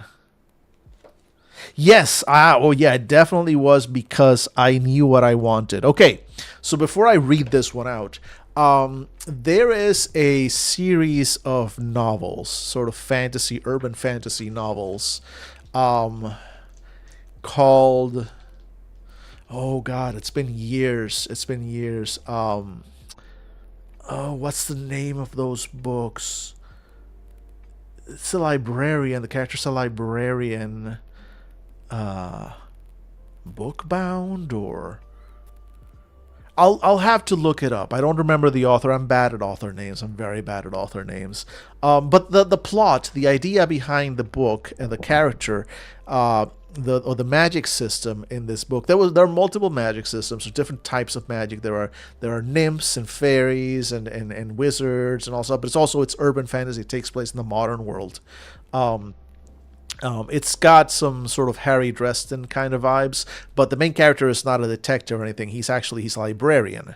And his thing is that basically books are his weapons, almost literally. Like any book he's read, he can literally like reach into them and pull out objects or things, concepts even from the books that he has, and use them as weapons, as tools, as effects. So, like for example, he could, in theory, reach into a book of the Arthur and the Knights of the Round Table and pull out Excalibur. And it's not the real Excalibur, but that's what his magic does basically. And I always kind of really dug that concept. I remember making a homebrew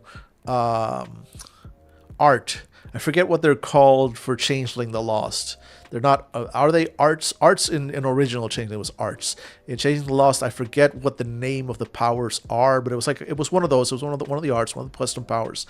And I made one by combining aspects of two others to kind of give my character the ability to sort of do that. And so this Turns Tales to Reality is kind of very similar to that, because you can see that we have like call object from metaphor, call object from story. It had a lot of like matching themes with that, and I really dig it. It sounds like, it's not Inkheart. But again, there are some parallels to that. I'll find it later, because it's not a kid. It's not a YA. It's urban fantasy, but it's not like a kid protagonist or anything. And it's much more like Harry Dresden vibes, in the sense that it's like that, like you're still kind of like solving magical crimes and mysteries. There is, I guess, slight spoilers.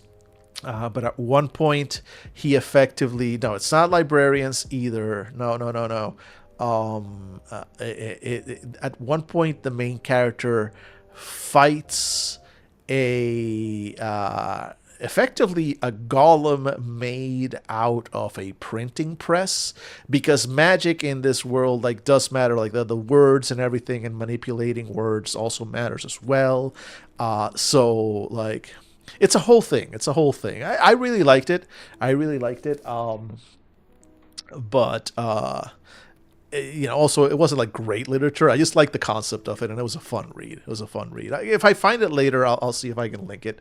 But yeah, I really did like that concept. So I've always like, it's one of those things. I have certain things that I really like when those themes come up, and if I'm given the opportunity to play a character that can do those things, I'll take it. And so that was one of those with Turns Tales into Reality. So I'll go ahead and read that one as our third one. I mean, I was going to do Writhes and Squirms, but all the other ones are like Fuse's Nightmare to Fist and stuff. Like, they're a little hardcore. So let's see Turns Tales into Reality. Let's kind of finish this one out on a more playful note. So, Turns Tales into Reality. Wouldn't it be better if life was a story? If things in the real world worked like they did in books? Then again, don't they? There's a fine line between truth and fiction. Tale spinners know how to bend the laws of reality to make fiction and fable become real. What is life but a story? So how can stories be any less real than life? I see no significant difference, and my deep understanding of story allows me to bring that which other people call fiction into the so-called real world. Some of my best friends are fictional. Background. Tale spinners have a childlike quality, and most gained their abilities when they were very young, too young to realize that what they were doing wasn't normal. Rather than having been taught to bring stories to life, they were never taught that they couldn't do it. Appearance. Tale spinners often have a lot of books of stories with them, and they're always looking for more. Character arcs. The following character arc ideas are particularly appropriate for tale spinners. Learning new tales is constantly at the forefront of all tale spinner motivations. So learn. Or the Troubadours of the Ancient Path is just one organization of storytellers and entertainers with information and resources of real use to a tale spinner. Arc being join organization. Path to joy for a tale spinner could be hearing a new, truly epic tale, or creating my own truly epic stale tale. Path to despair could be finding that something taken from a story is broken or useless when I need it, or discovering that someone else knows the story better than I. And then we'll check out the forte abilities. Let's see. Conjuration using the psychic imprint of a shared idea around a story as a template for ease of casting. Right, so before I dive into this, so let me explain kind of how I did this with Changeling the Lost. I used a combination of two of the, I'm going to call them arts. I know they're called something different, Changeling the Lost, but I could walk over and get the book, but I'm not going to right now. But I used two arts. One, which is kind of like a dream weaving one, which allowed you to do that with dreams. Like the power was specifically that you could reach into a target's dreams and pull out objects, creatures, and stuff from those dreams. So there's an established power that does something similar to that, but it's specifically dreams. And I wanted, and so it's got the limitation that, you have to have a target. The target has to be asleep, so you can, look at their dream and try and grab something. You're not just reaching out into the ether. It is specifically, reaching into someone's specific dream, right? So there is that limitation. I mean, it's still a very powerful bit of magic, but it's still that limitation of like, well, I've got to like be next to someone who's sleeping and be able to reach into their dreams and all that, which, fine, no problem. Then the other one was a specific ability that let you, I think it was like some kind of like info gathering ability that basically let you like, what was it? I'd have to look it up. I'd have to look up the power. So basically let you sort of connect to a book and gain knowledge from it.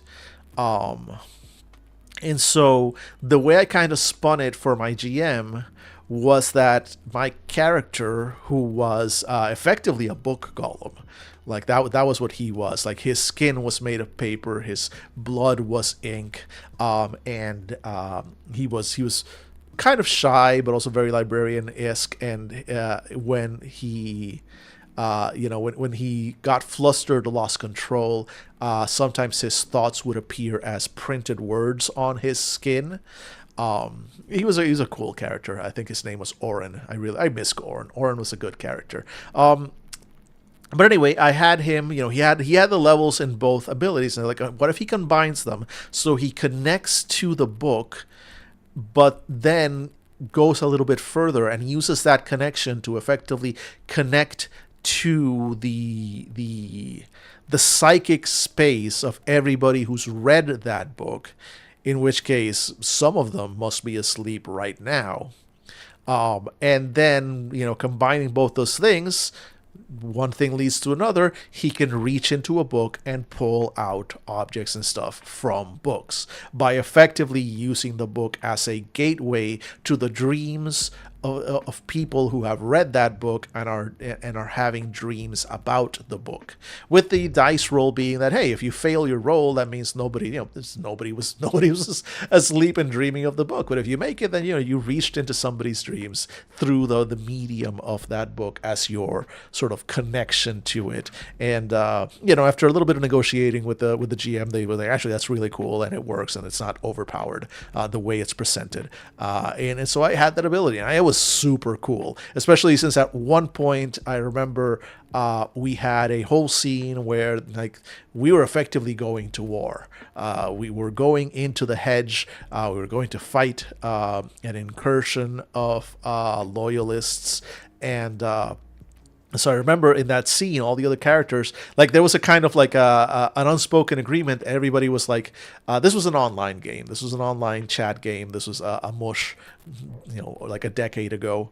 And so everybody was typing out these descriptions of their characters, kind of doing the Rambo get ready and strapping their swords and blades and weapons and preparing their wands and special items and making sure their powers were ready and whatnot. And then it got to me, and it shows my character basically with a big trench coat just stuffing paperbacks into his pockets. Everybody's carrying guns and knives and swords and whatnot, and my character was just I just got back from the used bookstore, and I have so many cheap, beat up sci-fi and fantasy paperbacks, and I am armed for bear. And it was so much fun. It was so much fun. I miss that character so much. I just love that concept. It was just a fun time. All right, so in this game, you can kind of play something similar with the turnstiles into reality. So your abilities, you start with the Entertain ability, which is level 1. I use stories, poetry, and song to entertain a group.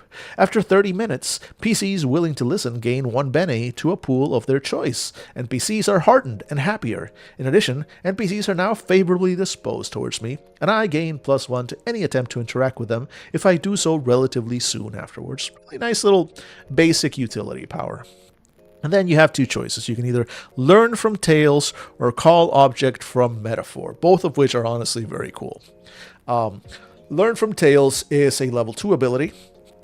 I apply the lessons I have learned from stories to help me in real life. With this ability, I gain 3 bene and place them in any of my pools, each representing an idea I get from a story that can help me with an action. Nice, little just general utility stuff. Then there's call object from metaphor.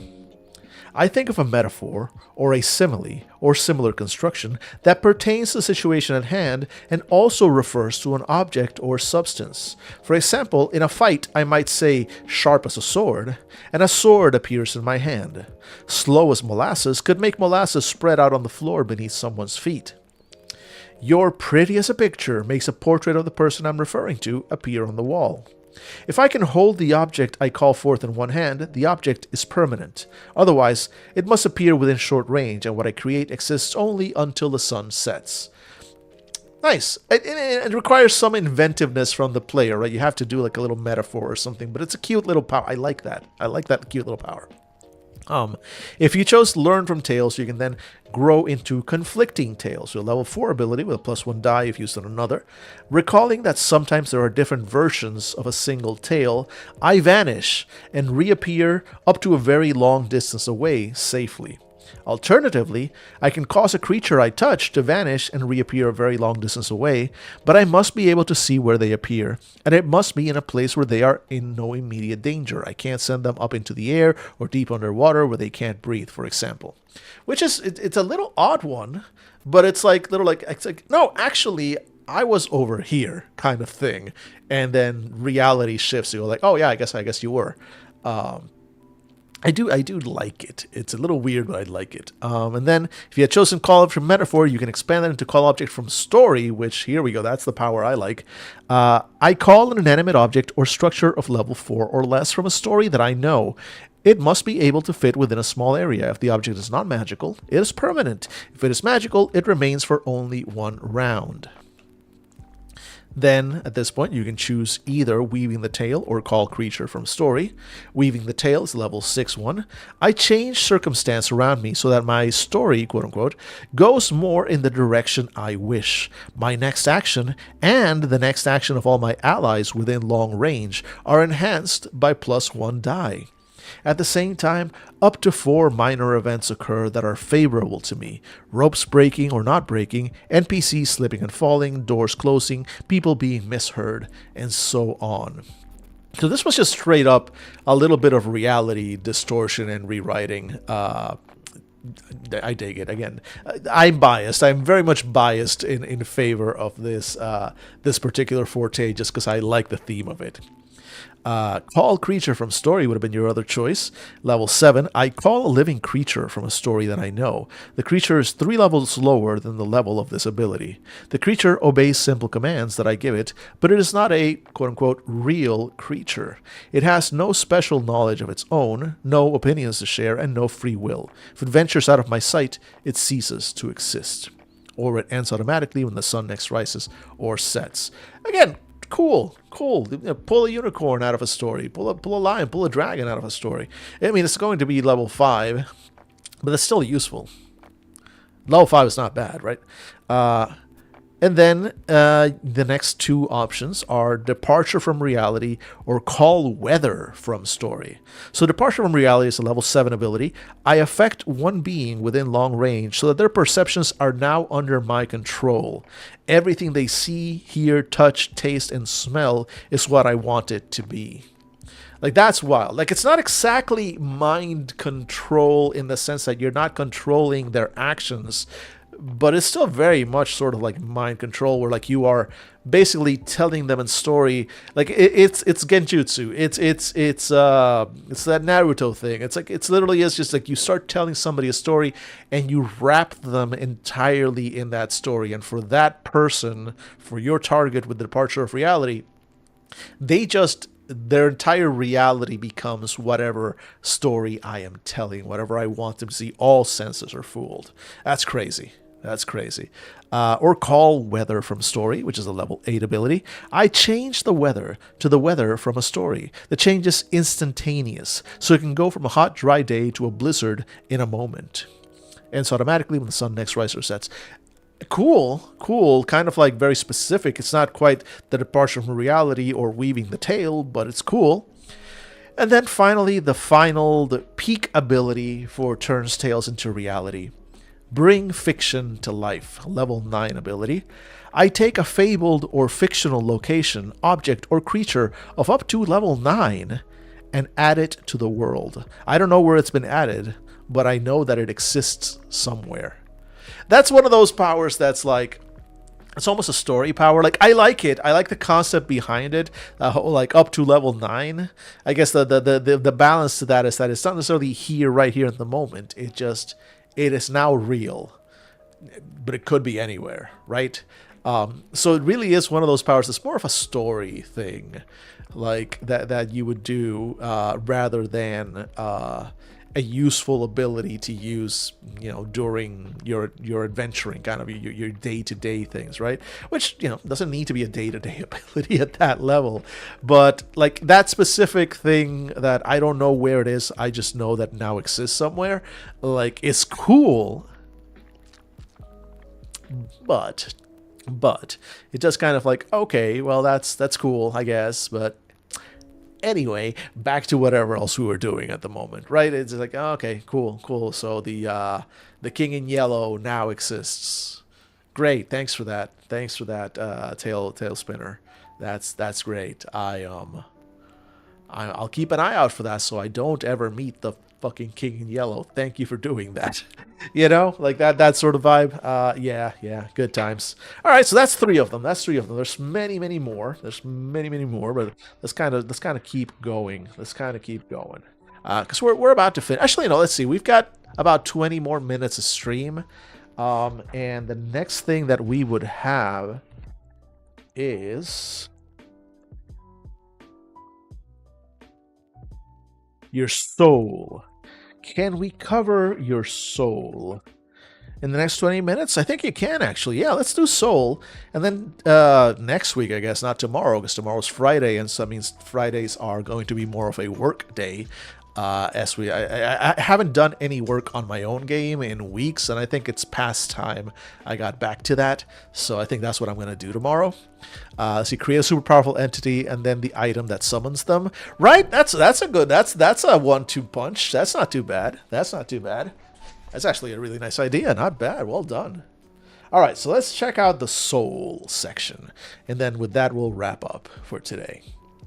Soul. So we said we were done with character creation. We lied. But you see, what we speak of now is secret. We speak of the character's soul, and there are aspects to each Vislay's soul that they do not reveal even to their close friends, at least not at first. The fourth step of character creation is your soul. Sometimes people call it the secret soul. You can use either term. Secret soul stresses the secretive nature of it, but implies that there are parts of your soul or another soul that are not secret, and that's not actually the case. Your soul is personal, with its own secret name. Thus, each Vislay has not only a conventional name, but also a secret name, the name of their soul. Each soul has a connection, however, to certain souls of other people. 13 different soul, quote-unquote, allegiances are thought to exist. As the soul is something unique to mortals, 13 is the number of mortality. Collectively, the 13 soul allegiances are called the Magisterium. Collectively, the 13 soul allegiances are called the Magisterium. They are the Silver Star, the Watcher, the Child, the Lady, the Flame, the Doctor, the Old Man, the Eye, the Blade, the Abyss, the Hammer, the Whisper, and the Dancer. Each has its own positive and negative aspects. For example, the Old Man exemplifies wisdom and respect, but also weakness and forgetfulness. The secret soul known as the Child is innocence and purity, but also naivete and ignorance. The positive aspect of the Lady is luck, and the negative aspect is luck. These aspects speak to your inner nature in ways that you decide, and you can reveal this nature or not as you choose. It's yet another building block you can use to shape and develop your character. Your secret soul association provides a special connection to others with the same secret soul, but only if that knowledge is revealed, and it's best to keep it secret, as it can also be used against you. The more someone knows about your soul, the easier it is to use spells and other magic to affect you. For those who want to pursue it, however, each of the secret souls in the Magisterium has a hidden meeting place in Saturn, has a hierarchy like a secret society. Each holds spells of which only they have knowledge, but looking for them is difficult and puts your own soul identity at risk, so be wary. The Magisterium. Wardens and leaders oversee each of the conceptual 13 soul allegiances. These beings, collectively, are also called the Magisterium, so the Magisterium oversees the Magisterium. They dwell, each in secret, in Saturn, although rumor has it that they meet in a sort of council to discuss topics of great import. Each has a network of agents allied to them and to each other. In other words, the choice of a soul leads to potential membership in a secret society. However, to find the Magisterium and your soul's brethren, you have to reveal your secret soul, and most people are loath to do so. So the vast majority of Visley never seek out the Magisterium or the organization that they technically belong to. Secret Soul powers. Your soul grants you special advantages and potential disadvantages. However, most of them only rarely come into play. Each soul has a soul guardian. The soul guardian is a spiritual entity, a conceptualized force rather than a simple entity. Closer to a god or perhaps demigod than a being, the soul guardians are different than the Magisterium, and yet they are also not. That is to say, the Magisterium is made up of mortals. However, each member of the Magisterium may host the spirit of the guardian of the soul it represents. Thus, each representative of a soul in the Magisterium is in part also the guardian until they are not. When a representative dies or is somehow displaced, the guardian joins with the new representative in a manner not fully explained or understood by most. And the very existence of each representative, let alone their identity, is already one of the best kept secrets in Saturn. And it does have a little note here. It says, there is no place in the character tome to record soul information. It's a secret. Write it down somewhere only you can see. Put it in an envelope. Keep it secret. Soul Guardian. So characters can call upon their Soul Guardian when they are in time of greatest need. If they do, they gain the Soul Guardian's gift.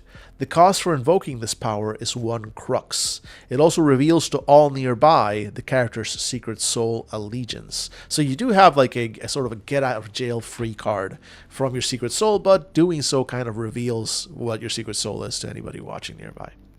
You also have your death curse. Upon their death, a Visley can speak a death curse, powered by their secret soul. This is an open-ended curse, detailed by the Visley at the moment of death, with an effect equal to the highest level spell or effect that they have access to. For example, a level 5 death curse might be, I curse he who put the poison in my wine to burn with hell's own flames. The culprit who poisoned the Visley suffers 5 points of damage as flames burst around them. Speaking a death curse can lose parts of the character's soul into the world, which can be dangerous. If a Visley uses their death curse, an interested party might learn their secret soul allegiance. The Visley gains 1 despair.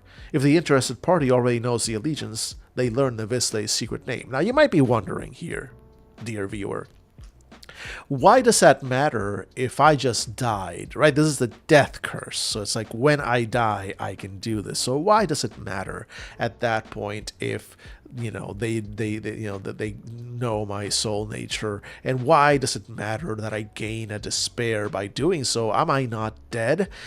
Yes! Both things are true. In this game, we haven't really touched upon that. That's something that we'll touch upon later. In this game, dying is barely an inconvenience. If you die, you become a ghost, and you can choose to, right? You don't have to. You can just go like, and that's the end of my character story, and make a new one if you really want to. But otherwise, like, no, like death is a thing. It's annoying. You don't want to die, but you can just kind of keep going as a ghost, and eventually you can find ways to come back. There can be spells that can bring you back.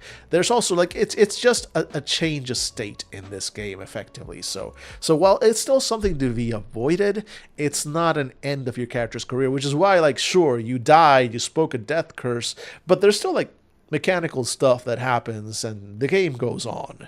Is basically what they're saying there. And finally, secret name. Each Visley's soul has an individual name. Many think of their soul's name as their true name, but others simply call it their soul name or their magical name. Regardless, knowledge of your soul's name is dangerous, and it can be used against you.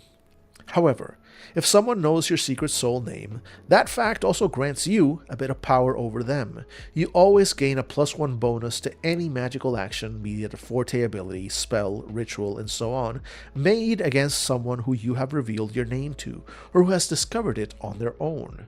There is, then, a delicate and dangerous aspect to revealing your secret soul name, as well as to discovering those of your enemies.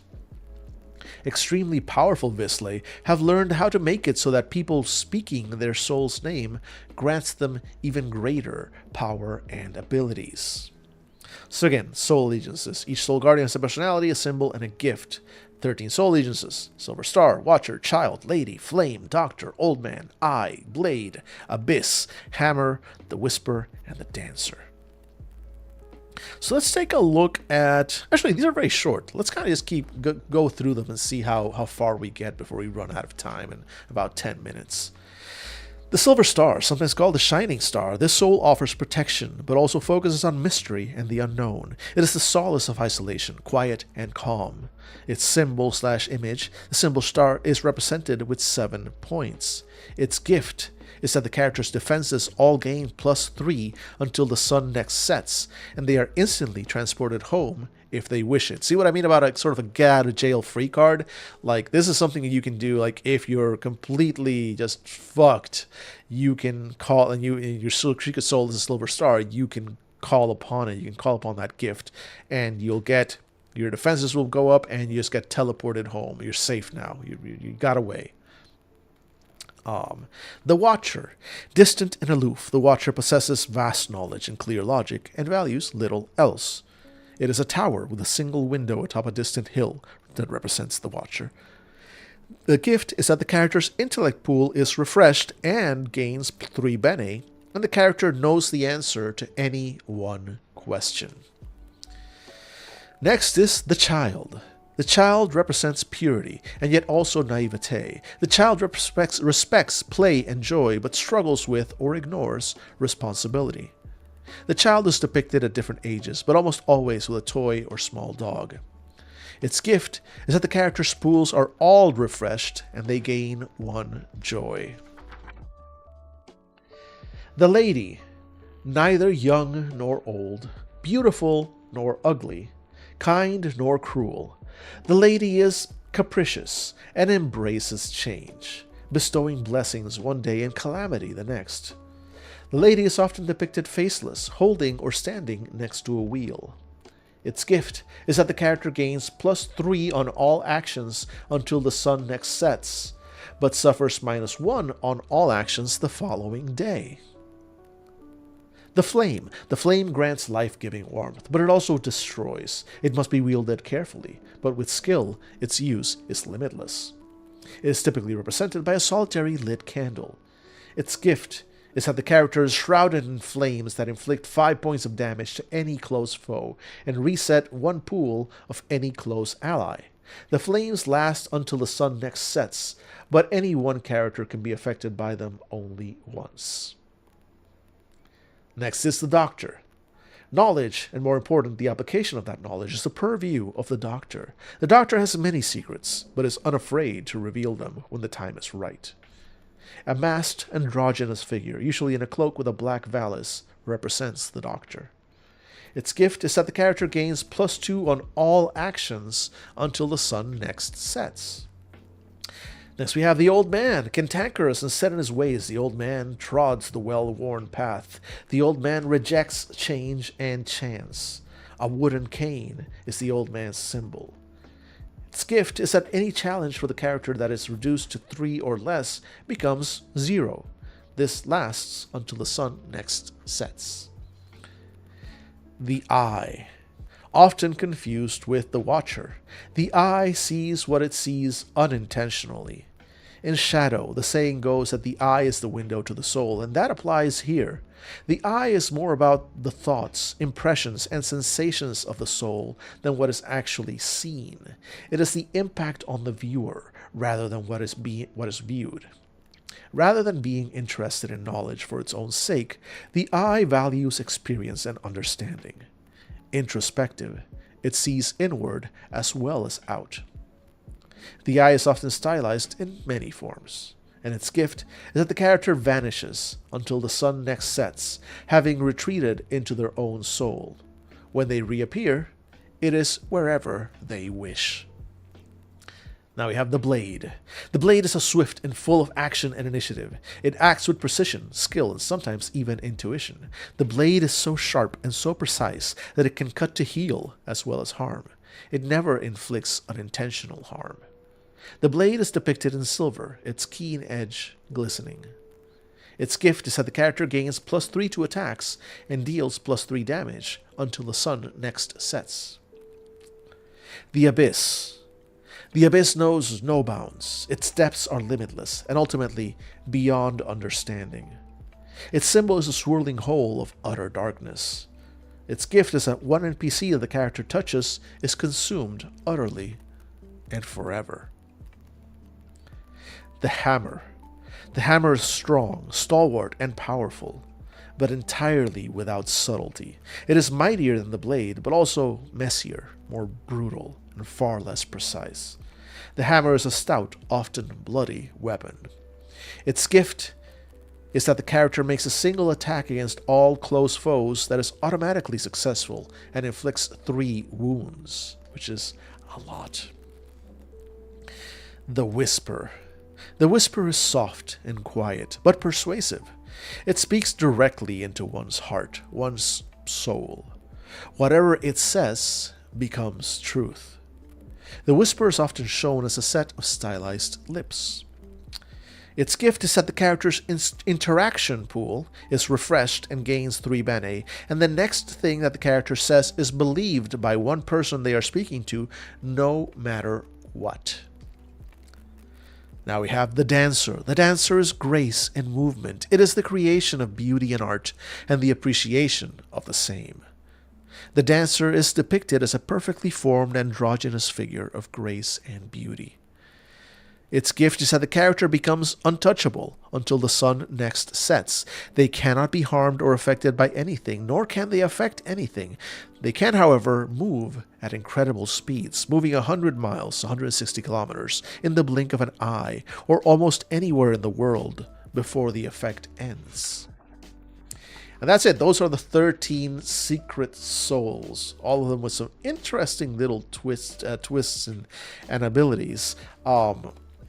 There is, so again, this is advanced stuff, because there are like secrets later on. Like there's a little there are secrets that we can pick up and that we'll see later in the Way in that book, like the True Name secret, the Invoke the Name secret, and the Speak My Name secret. So these are secrets, are abilities that your characters can learn to do, kind of like shortcuts, little things that other people don't know that give them new powers and abilities. I actually really like the concept of secrets in this game, so I'm excited for when we eventually get to those.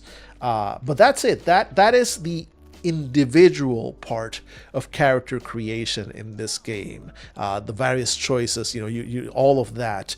The next part is the foundation, the La, and the foundations now are more like, this is still for you, but at this point you're starting to think about the rest of the party and the rest of the group. And now we're talking about your house and your augments and things you can do to build a house, because part of character creation is that everybody gets their own house, and there's a whole house creation system, shadow skills and mementos, and a lot of this stuff. Again, some of it might only apply directly to your character, but it is meant to be done as a group. You are meant to be taking ideas back and forth. So it is a different sort of vibe or part to the character creation as it is. And it's something that we'll be addressing when we come back to this game next week, because we're basically done for today.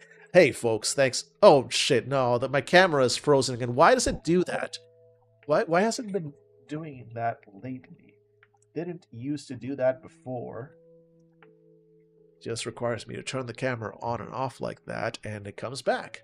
I don't know why it stopped doing that, or it started doing that, but hey, at least it's a quick fix. Maybe, actually, you know what? I think it might be because it doesn't happen when I'm switching back and forth a lot.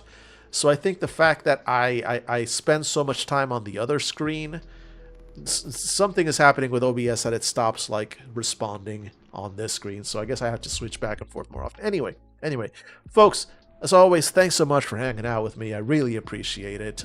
Thank you for those of you who just have me in a tab in the background. Lurkers are the backbone of Twitch. Thank you so much to each and every one of you little vertebrae. If you liked what you heard and you would like to come back and you are not following me on my socials, hey, I just hit a button and now they are on the chat. Go ahead and follow me on those if you're not already. And one last bit, because I am going to now keep plugging this. Hey, do you like spending time with me? Was this fun? Was this fun for you? Was it? Would you be interested in having me run a game for you? Do you think that would be an interesting thing? Well, turns out I am willing to accept human currency in exchange for running games for people here at this link. If you go there, you will see the various online games that I am currently willing to run, or you can even press a button to do a custom booking if you have an idea of your own for a game that you would like me to run for you. Best way to reach me is right there. So go ahead, check it out, see if you like it, see if maybe your friends like it, see if maybe your enemies like it. Either way, I'd appreciate it if you took a look. But with all that said, thanks as always so much everybody for hanging out. Appreciate the feedback, appreciate the hangouts, appreciate y'all listening to me ramble on. And tomorrow we will be back again 3 to 7 just like today, but it's going to be a different vibe. We're not going back to Invisble Sun tomorrow. I'm going to be working on my own game, going to be doing some basic maintenance and stuff. We'll work on a few things. It's just a work day for Friday. It's more of a casual hangout. In fact, there's even a non-zero chance that we could even go to do a video game or the like. It's also a possibility. We'll see. We'll see how that goes. We'll see what tomorrow brings. I'm excited for that. But until then, folks, it's time for me to go. I got a cat to feed and pet. I got a couch to lay on. And I got some prep to do. I have a Planescape game on Sunday that I need to do some prep for. So that's probably what I'll be doing tonight. Either way, thanks so much for hanging out. Hope you have an absolutely amazing time zone wherever you are. And I look forward to seeing you all again, hopefully tomorrow. Bye-bye.